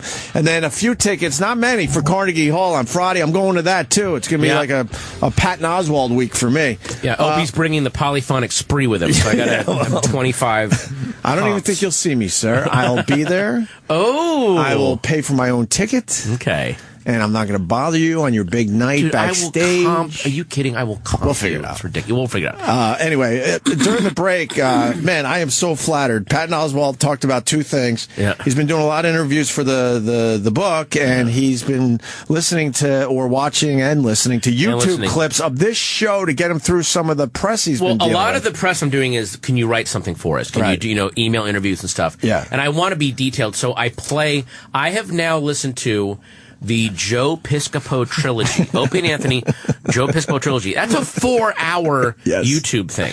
I've listened to it 3 times. That is my... That's 12 hours. That's the wire of awful, like, of just amazingly hilarious douchey radio, of you guys discovering Joe Piscopo's Showtime special. And there's a moment, it's the 4:50 mark. That's how well I know this thing, where you guys are listening to the promo for his Club Piscopo thing, and he's singing Mac the Knife and New York, although he's going NJ. Remember? It's all about New Jersey. Come on. Of course it is. And so at one point when he's doing Mac the Knife, and he's singing it normally, and then he goes, what if this was sung by Rodney Dangerfield? And Jim says, and he says it in a very specific way, he goes, oh no! But he's not saying, oh no, like, oh God, this sucks, or this is, because this is the most insulting part, by the way, if you're Joe Piscopo, because way worse than you guys going, this is stupid, this is so douchey. Jim is genuinely concerned. That's what's so insulting. Right. He has the tone of a middle-aged woman that's just watched a baby crawl out into traffic. And like, no, we got to stop this. No. So that's what's so brutal. Like, he's reacting like this kid. We have to do something. Someone has to do something. We have to find a time machine and go back and make him not do that. It's like, for a second, he stops making fun of him, or talking about the joke thing. I was listening. And get genuinely like, we have to do something. We can't just. Right. He's acting like he's the one guy while Kitty Genevieve's being killed. Like, we've got to do something, people. Why are we just sitting here? Like, he's almost angry at you and Ant for not doing anything to help this poor man. I don't remember the moment, but I know the emotion of what you mean. Like, it's just it was too late at that point. What are you going to do? Yeah, and you're the one that as you're watching it, and you get it's an amazing character study where Ant is just all in, like, screw this is douchey, and you are discovering it for the first time, and you are the comedian who, this is really awful, but I kind of sympathize. I can only make fun of this so far because I've had sets like this, and I can imagine my career maybe doing this. If everything goes wrong for me, I could. So there's this, like, I want to laugh, and you're the one that keeps saying, and it comes up a lot in the 4 hours. There's just this laugh, and then it's poor Joe. Right. Like, he just can't. But the difference is when you guys bomb or try something that doesn't work, you acknowledge, you go, oh, fuck, okay. Right. He probably has done that bit 200 times. He's probably went to the Dangerfield 200 times. There's those moments where he literally will say some joke like, I made this movie Dead Heat, and that's what it did at the box office. And then he just goes, but so anyway. Like, you hear him doing it. And at that point, all of you, the fun stops at because all of you are literally going, oh, God, it started to hurt. Joe, please. Yes.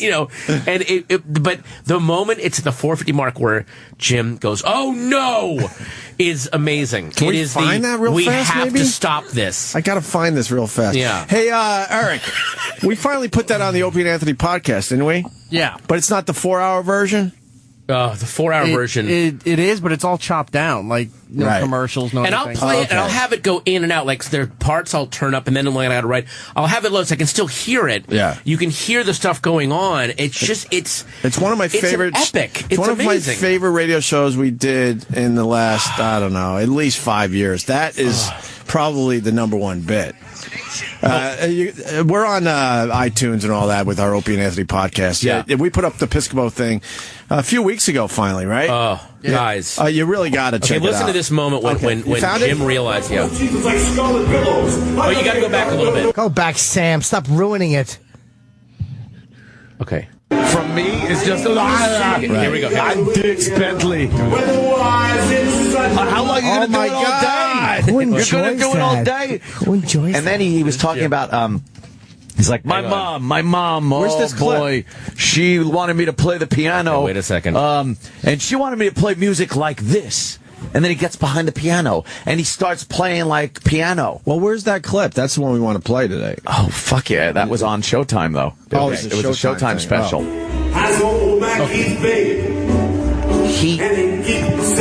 But he stopped going from an impersonation to act. Oh no!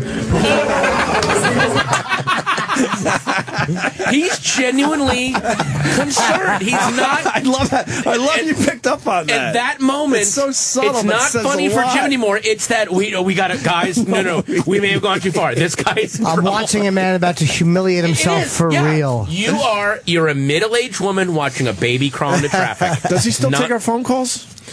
Why don't we call him and see what he's doing today? I think he's doing radio now. Is he? Well, all right. Let's do a simulcast. Get him some fucking people. Today. That was what I found so uncomfortable. It was the little chit chat in between. Yes. Like, you guys don't mind if I do this, do you? Right. Like this little pandering to the audience. Like, you don't need to do that. Right. Well, and the shadow on the wall really enraged me. His lighting people should be executed. Well, there's that other moment where you say, anytime a performer asks people to stay with me on this, you know something awful's coming, and then you go, the only time I've ever done that was when I was doing an animal fucking bit. So you're going, you're allowed to say that if you're going to talk about fucking animals, but you can't do it if you're going to sing a song to your babysitter. Right. Oh, you're not allowed to do. Remember that? So there was that. I just love that was your distinction as a comedian of, oh no, animal fucking, that you got to stay with me. I've gone far enough, but no, he did not go I'm sorry. I just. I haven't heard any. I don't mean to be. I love like, that Patton calls it the Piscopo trilogy. Well, yeah, and it's now on our podcast. If you go to iTunes and stuff, a great. It is the Lord. Great time to plug our podcast. It's the Lord of the Rings of douchiness. Oh, thank you. It is an epic. It's a fucking epic. And then you also said during the break that you're a huge obsessed fan of Jocktober too. Yes, I think I've listened to. I've gone through You're all a big of the star. Jocktober You shouldn't ones be obsessed with Jocktober because it's so. I mean, it's this fascinating world. Like I'm always amazed because I guess it's because I listen to so many podcasts and so much satellite radio that I am amazed when I see. And by the way, there are a lot of good terrestrial radio shows, but when you still see stuff like that going on, and you're amazed at that, like, how is that still I don't know. happening? Who's listening to that? I don't know. Well, I mean, they hire these people, and they, for the most part, they give them a very good, nice salary, and then they throw all the stuff at them that what they're supposed to do instead of saying, "Hey, you're creative radio people. Try to come up with your own stuff." Yeah, I remember there was a show I used to do back in, and you guys used to make fun of these guys, but I kind of liked them. Oh no, no. John and Jeff? No, I don't know. Don and Mike back in D.C. We're okay with them now. And they would make fun of, they would openly on the air, they were given this big 3-ring notebook called the Electric Weenie, and it was full of funny things for DJs to do, like suggestions, and the manager was like, I want you to do stuff out of this thing. And they would openly read the stuff and go, okay, here's what they want us to do. This is there was a thing called the donut toss, where the DJs go on the roof of the station and people drive by with buckets, and you're supposed to throw donuts and bring the listeners. But it was literally, it was like the most humiliating, like treating the DJs like animals and the listeners like animals. It was all the stunt stuff, stunt boys, and I gotta tell you, I mean, Don and Mike were not bad radio guys whatsoever. Yeah. The problem was that they threw us together to battle, basically, because they gave us their slot in Washington, because it was part of. Did? And they took middays because they wanted to be on in New York. Yeah, so it was a whole thing, and then they were kind of angry at us because we took their spot. It was and then it just turned into a huge radio battle. But if I was being completely honest, I never thought they were hacks or anything like that. And they were the first people I remember on the radio when I was growing up in D.C., because they were on JFK? That was later. There was another morning show they had. They were the first radio guys I ever remember hearing where they would get on the air and be upset. It was just WAVA? Out of Virginia, yeah. Out of Virginia. They would be on there and be upset and go, I'm having a crappy day. Right. This job sucks. I'm yelling at them. Like, I'm like, oh, and that made me actually happier. Like, what made me tense and unhappy were these guys going, we're having the 6 a.m. party. Like, you're not having a fucking party. It's Thursday morning. This is awful. Yeah. So when I was going to school and driving to school and having a guy going, I'm just gonna kill the manager. My boss is an idiot. I'm angry at you. I yelled at my wife last night. That actually made me, hey. Some real talk. And we're getting through the day now, and they're trying to make that funny. So I remember during the Don and Mike days of tension at WNEW, when they were coming up once in a while doing the midday show, we were going in at 3 o'clock, and I remember we had a big war with them. We couldn't even speak to them. But I remember feeling really, Don Geronimo one time walked out of the studio, and as he walked out, he tripped. And he fell right on his face. in front of me. And he was a heavy guy. And then he jumped up and he looked all sheepish. And I felt really, there was the one moment in that time where I just felt like, I was like, you all right? He's like, yeah. And it was like a nice moment between us in the middle of all, and then we started, but I just remember feeling really bad for him when he fell that one time. Like, oh, that would suck. In front of people who hate you. In different circumstances, I think we actually would have really got along. Made love. Well, what's weird, but we were thrown together in this weird fucking world. It just was weird because I heard you guys on earlier shows going after them. I'm like, they're the only guys I know that would also love like a Jocktober thing, because all they would do, even then they would play tapes of not of bad radio shows, but of guys they were trying to get on. There was this guy they were called The Maze. He called himself The Maze, and he would send in these tapes trying to become and he was basically autistic. So he would make these amazing tapes of like the show he wanted to do, of just incredible music behind him and sound effects. And goes, hello, I am the Maze. I came out of my mother's womb. I had a tuxedo on, holding a drink, saying I'm ready to party. And they weren't even making fun of him. Like, this is actually way more exciting than it's going, hey, we're having a big old party. Like, this is way more interesting. Pat, and I've said it for years. I would throw all those guys on a radio station and just not even give them a script or anything. Just turn the mics on. Let's see what happens. I think it would be amazing, but no one has the balls to do that. No, it's just so frustrating too. And they don't know why terrestrial radio is dying, and if you would let it go and let these guys do what they want to do, people are going, did you hear what the hell happened yesterday? Yes. Yeah. We did Jocktober yesterday. You missed it by a day. God, and I was on a plane all day. I keep forgetting that you want to actually do a Jocktober with us. I'm going to try next year to be here in October and do it because we'll do it whatever. I told Sam yesterday it went so well we should do one like once every other month or something. Okay, just throw it in there. Next time I'm in, I'll let you guys know way ahead of time. I would love to do it in October. We'll go to some of our favorites. We did Todd yesterday. He has a new co-host. You know Scott and Todd? Scott Dallas Success. He told me the whole story. The Scott and Todd ones are also fascinating because it's a whole story of the backstory of Scott and then Todd, who you knew, but he made this move, and then and it's amazing. And you pick apart. It's like listening to two psychiatrists, like doing an evaluation on a couple of patients. Like, okay, here's what's happening here. Right. You see how Todd just cut him off. Todd hates him. He's not listening anymore. Scott realizes he's being hated, so now he's trying. Like, you see all the little power plays going on. It's as good as The Wire or Deadwood. As far as watching characters go at each other, it's amazing. Well, that's an amazing story because everyone thought Scott Shannon was done. He's a big radio legend. Todd's pushing him out the door because he's wanted the show for himself, and then they wish him luck in such a fucking passive-aggressive way, like, well, good luck, and you're invited back here anytime, Scott. Didn't he say he'll be on CBS now, the oldies, but that's his wheelhouse? That's his wheelhouse. And then Todd goes and says, well, now it's time to reinvent radio. Not just his show or himself. He goes, it's time to reinvent radio. So you fast forward, Scott Shannon goes to CBS FM and sounds way better than he ever did it with Todd, and is kicking ass. I think he's in second place now in mornings or something like that. He's in second place, and Todd, who is supposed to reinvent radio, the ratings dropped, and he's in like 18th, 20th place for New York. He's the wheelchair lady in the marathon. Like there's a police car illuminating. Right.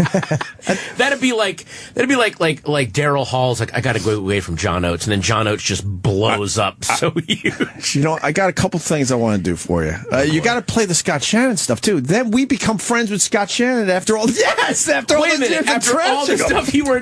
Now we love the guy. I want to see the boat movie. Not only are we friends, he called the show. I want to see the boat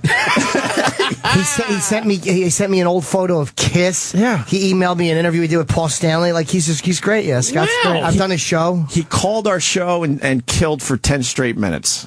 No kidding. Killed. And then I want to do his show now. Then he voiced Jocktober for us. He was the official voice for Jocktober. See, that's okay.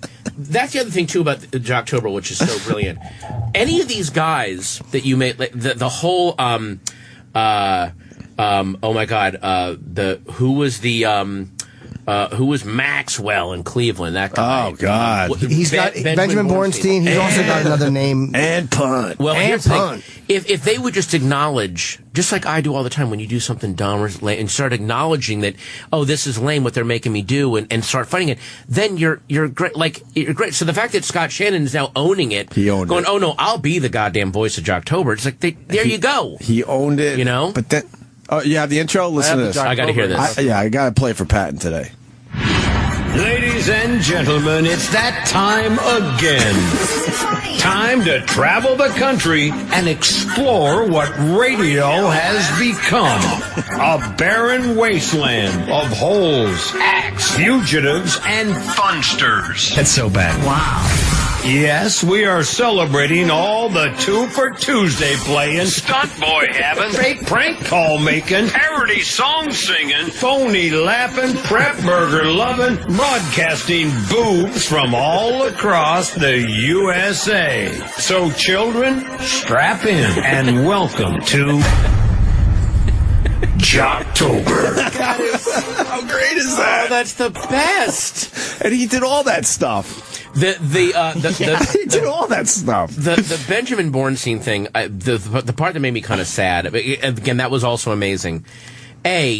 Just call yourself Benjamin Bornstein and just if you have a douchey name, be cool and then make that name cool. Right. Like, everyone that's ever been cool in history didn't start out with a cool name. They just owned it and then made that name suddenly cool. But one of his radio names, this one I kind of felt bad for him because as a fat geek, I understand this impulse. One of his radio names was Max Logan. And what I realized was, it's Mad Max, and then Wolverine's name in the comics, his name is Logan. So he was like, what are the two? So that's like the uncoolest guy. Thinking, what's the two coolest names? Yeah, this is Ferocity Squared. Yeah, and so I'll just put those together, and yeah, I'll be. So my radio name. Let me think for a second. It's gonna be Snake Fury. Yeah, like, guy, don't. What was the other one he used? He used another one too. There was another. Can we look it up? Yeah, we have no. I mean, like, that was a long time ago. Yeah, I don't want to see the guy fired. When I saw that it was Max Logan, we left him alone. Yeah, but I also felt bad. We move on eventually. He stopped fucking with us, and he was unreasonable to fuck with us because we really hadn't done anything to him. It wasn't like we never started anything with him, and he was just kind of coming after us saying, I'm not funny. And so it's like, what do you want us to do? Not respond? I'm saying I've done shit like that when I was in my teens, like trying to think of what's a cool name. Right. How do I make myself cool? No, just look, Patton Oswalt's a shitty name. Just try to make that cool. Work with what you got. That'll be way cooler than if you try to go, I'm gonna be Clint Stallone. No, you're not. The other thing we could play for you, we played it yesterday. I don't want to make you repeat stuff. I will listen to it. No, because I love the reaction. This is fun for me. I'm not even thinking of the listeners at this point. We got to replay. We could really say that any day of the week. We got to play for Patton the big relaunch of Todd again. Oh. Can I hear that? You mean the original from a year ago? Yeah, so it's uncomfortable. It's so uncomfortable. This is Todd by himself. Like, so this is Todd, a new thing. Todd gets his way and kicks Scott out the door and just assumes Scott is now going to fail or retire or whatever. Right. And Scott turns around and just becomes massive. But before he became massive, no one knew that was happening. Todd is like, all right, now it's my show. It's time to make my statement. And this is what he did. It's good. Is this a cell phone This ad? radio station has been home to some of the greatest broadcasts in the history of our industry. The ghosts of legends walk these hallowed halls. What is he? No. This is what you play. No, this is what you play when someone's died. This is We're about to. I know. Holy shit! How does that get you pumped to listen to the radio? This is why I'm gonna play. You haven't heard anything yet. It's dramatic. Jesus Christ! Jimmy's face. And again, you're having the same reaction Jimmy did. Like, no, don't do this to yourself. But no. But you can do this. Okay, when you guys, when you used to open the show and you would play Ennio Morricone's "The Ecstasy of Gold" from The Good, the Bad, and the Ugly, right? It was hilarious because you were doing it as a joke, we're going to play the most epic music we can find, and then follow it with, hey, fuck off. There's no turn here. I think you're the first person that got that. Oh, that was amazing. No one else ever said it You're that doing way. this huge epic, Thank here we you. go, and then it would just cut to, here's Opie and Anthony. And then you'd do the thing from we would Mondo start by Topless. saying how miserable we are or something. Thank you. And then you'd play the, let's, enough of this palaver, let's get the, Thank you. They just went from The Good, the Bad, and the Ugly to Mondo Topless. Right. They're totally making fun of themselves. Okay, good. Yeah, You got it. please, I got to hear no more one of has this. ever said it that way. Jesus. All right, go ahead. This radio station has been home to some of the greatest broadcasts in the history of our industry. The ghosts of legends walk these hallowed halls. So, okay, dead people. So now he's mentioned the people have died. Here we go, guys. Rock and roll. You're so uncomfortable. Jesus. There weren't legends that walked that hall, really. Good broadcasters, certainly. I know. A few good broadcasters that had a nice career for themselves. There weren't any real over-the-top legends over there. There were guys that talked into mics, and then they retired and their bodies shut down. Nah, it's more than that. These guys. I'll wait till you hear. Here we go. Come on. The ghosts of legends walk these hallowed halls, and the whispers of greatness can be heard at every sunrise. Wait, stop. Every sunrise. Also, that's a horrible thing. That their ghosts don't want to be stuck at the fucking radio station. They want to be up, wandering the heavens or the universe. Or at least stuck in the Caribbean or something. Yeah, exactly. No, these guys are near the coffee machine. Right. The one toilet that doesn't quite flush. That's where the ghosts of legends are. I couldn't even name a few of the legends of PLJ. I really couldn't. Jim Kerr, Pat St. John. Yeah. But I guarantee you, they don't want to be there. They don't want to be haunting that fucking place. Pat St. John's a great DJ. Oh, good for Pat. Allen. Rocky Allen. Here's another record. Dumb voice. Fuck all those guys. So tired of old radio guys. Fucking all they do is make up a fake voice, fake personality. Here's a song. Fuck you.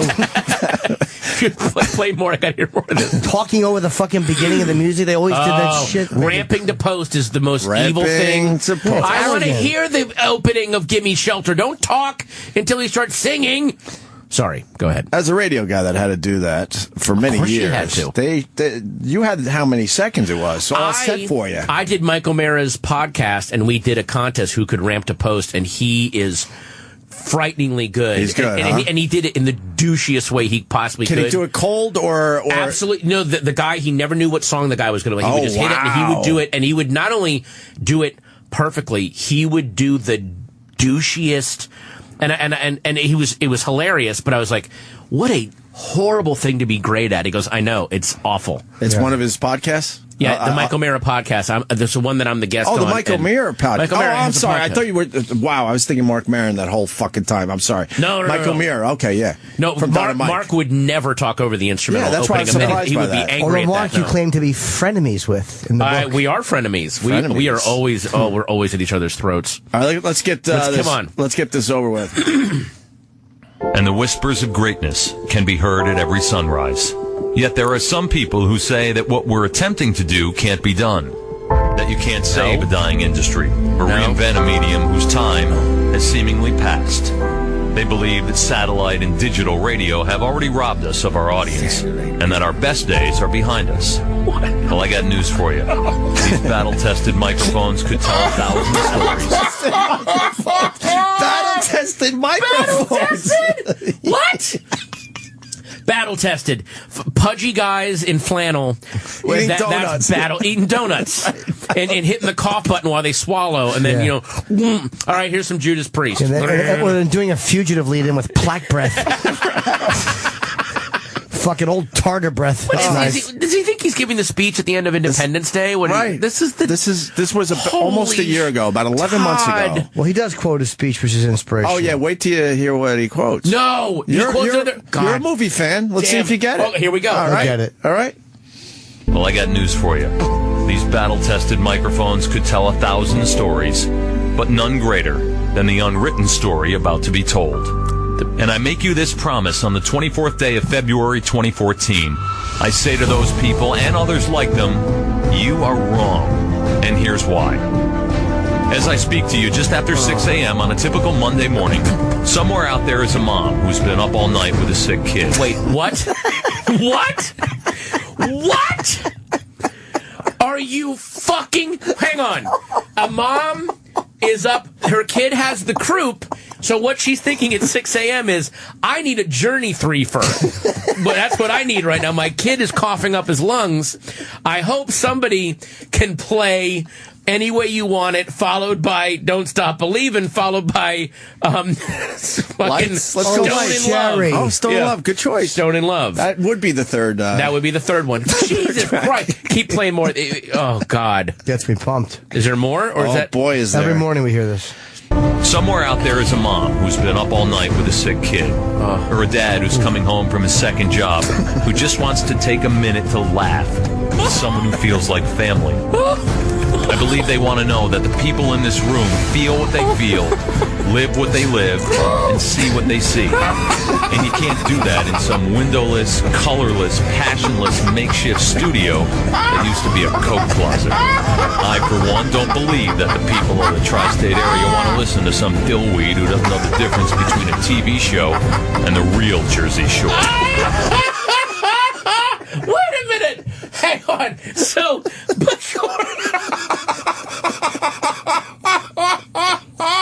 Wait, stop.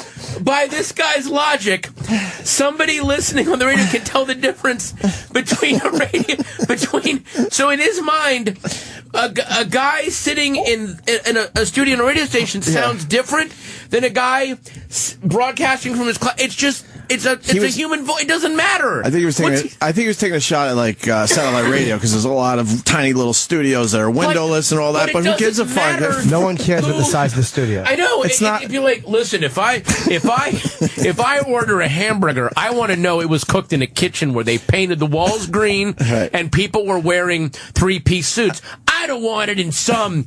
It doesn't fucking matter. And that you could see outside. What is he talking about? It has to have windows. Like the guy is coming home from work going, hang on, I need to laugh for a second.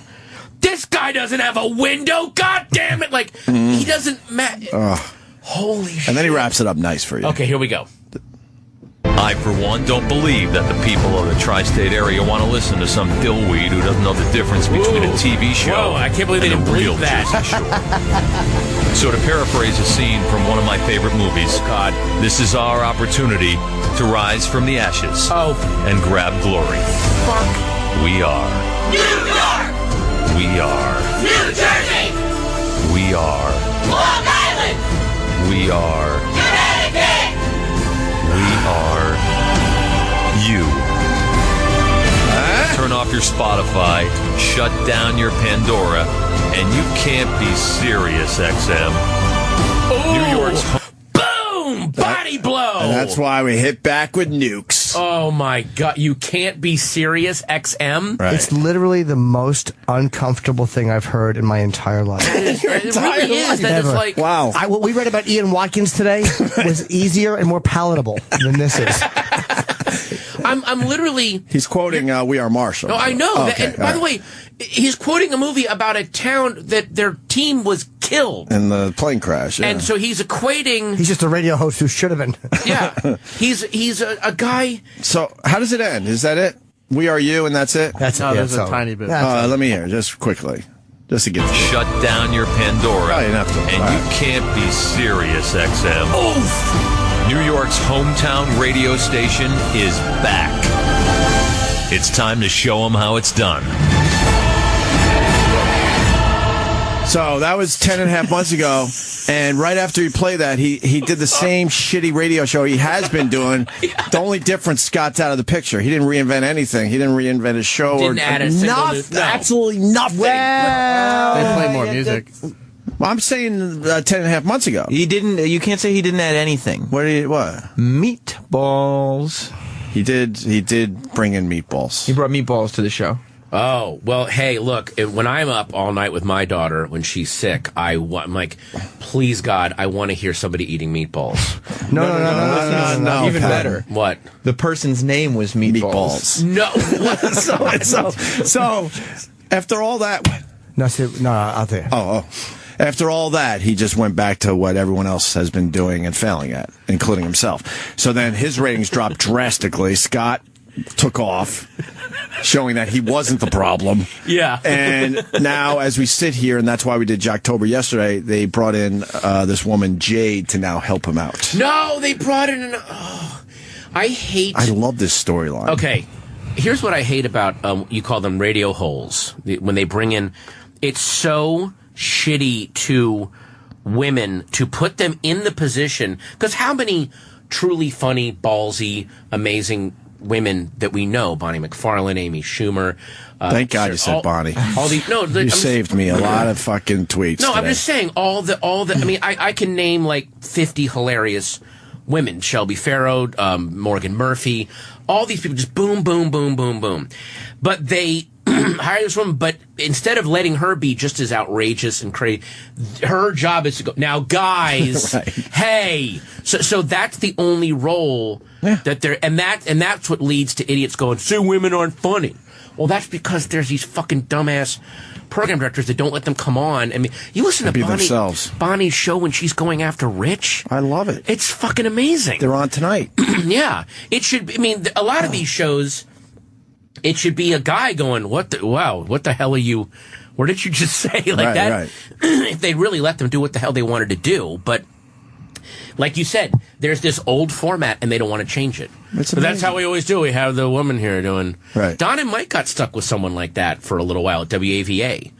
And literally they would do the show promo and she's like, I'm just here to keep these guys in line. I like that. That was literally her line. I think that's important. What happens is the boys go too far. Yeah, but all the funniest people on Twitter are all women, by the way. The most outrageous shit. If you follow Jocelyn Plums's Twitter feed and tell me that women not only are not funny, aren't insanely offensive and hilarious. Go read Jocelyn Plum's How do you tweets. say this girl, Megan? Megan Amram. She's Holy hilarious. shit. Really? She's very fucking funny. Oh my God. I can eat whatever I want and never get married.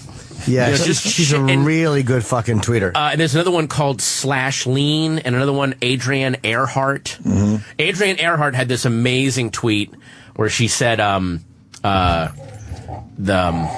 waiter in this Mexican restaurant just brought my food to the only other blonde woman here. Now I understand. Oh, wait, that's not my waiter. That's funny. That's fucking brilliant. So just shit like that, just bam, bam. You know who makes me laugh too? A funny one. She's a porn girl. I can't remember. She's oh my God, David Cho's co-host on his podcast. Oh, David Cho, the artist, the graffiti Yes, guy? he has a podcast. And I didn't know he had a podcast. Yeah, and he has a porn girl who's his co-host, and she is fucking hilarious on Twitter. She's like an Ivy League school educated girl. She's really from New York. And I bet on his podcast she's not there to keep him in line. Oh no, she's awesome. Why don't these? Here's another thing. Asa Akira. If they want to bring in female listeners, hire somebody fucking outrageous. And have nobody trying to control anything. That's how a show pops. And they sit around in regular radio and they don't understand why the whole industry collapsed. Yeah, They don't get it. And they're still doing the same mistakes. Same bullshit. But there's a great Jocktober when and you kind of fuck with those guys with these guys where you slowly let on that it's a $10,000 fugitive, and the moment when they realize that that's what you're about to listen to is so amazing. The volcano of rage that comes out, like, we already made fun of this last year and they're still doing like this. What's great about Jocktober too is that it starts out and we're having so much fucking fun with it, and then we get so mad and pissed off by the end of it. Yeah, you're just losing your minds. Like, fuck, you want to yell at it, like, do something different, please. Yeah. Anyway, we're being told you got to go, and I actually have to leave on time today. Oh, okay. They're saying you have to go, but Give we're me not your kicking phone you out. number right now so I can get you into Carnegie Hall. Just give it to me right now on the air. No, don't do that. People will call. Oh, okay. Well, thank God Jimmy's here to keep us in line. Well, to make sure that the boys stay in line. Okay, wow. Shit, this means I got to go now. Oh, and I have to address something you said before. You were asking when am I in Connecticut, and it's February 13th, and then I'm doing a Tempe Super Bowl weekend, January 30th and 31st. And my mailing list. Go to JimNorton.com and join my mailing list. Wow.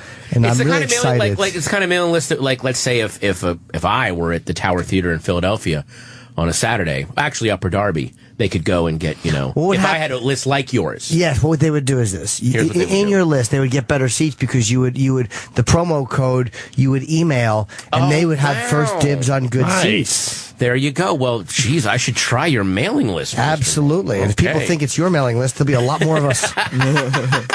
And the book is called Silver Screen Fiend. Silver Screen Fiend. Out today, and you can see Patton at book signings tonight at 7 o'clock here in, to sound New Yorkers, here in the Big Apple. The Big Apple. He will be in Barnes & Noble. Barnes & Noble in Union Square. It's a great bookstore. It's fucking huge. Yeah. So don't think you're going to have to stand outside with your little mittens on. Nice and warm and really clean bathrooms. Right by the train. Yeah. Perfect. Good news, junkies. Clean bathrooms. That's right. Come on by. And Carnegie Hall Friday night. Carnegie Hall Friday. I'm going to read this book. Patton, always a pleasure. When are you going to be back?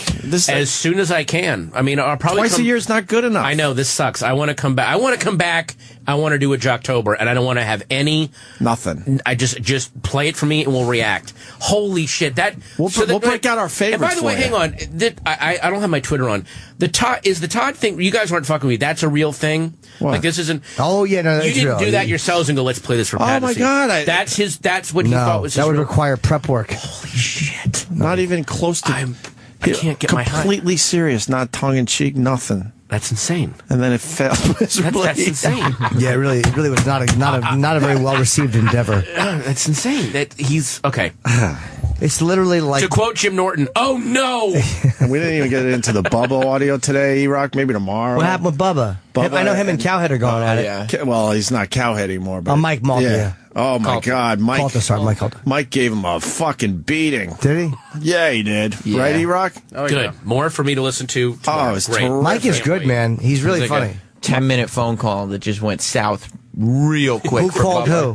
Bubba called him, but he didn't think that Mike would pick up the phone. And Mike did and gave him just a talking Why to. did Bubba call him? Because on the air? Yeah. Oh boy, they're competing now. No, I know, but why would you call him on the air? Okay, I got guys. I'm sorry, I got to run. I'll be back as soon as I can, guys. Thank you. We'll talk about that more tomorrow. We got to get out of here. Thanks, guys. All Thanks, right. Pat and Oswald. We'll see you guys tomorrow.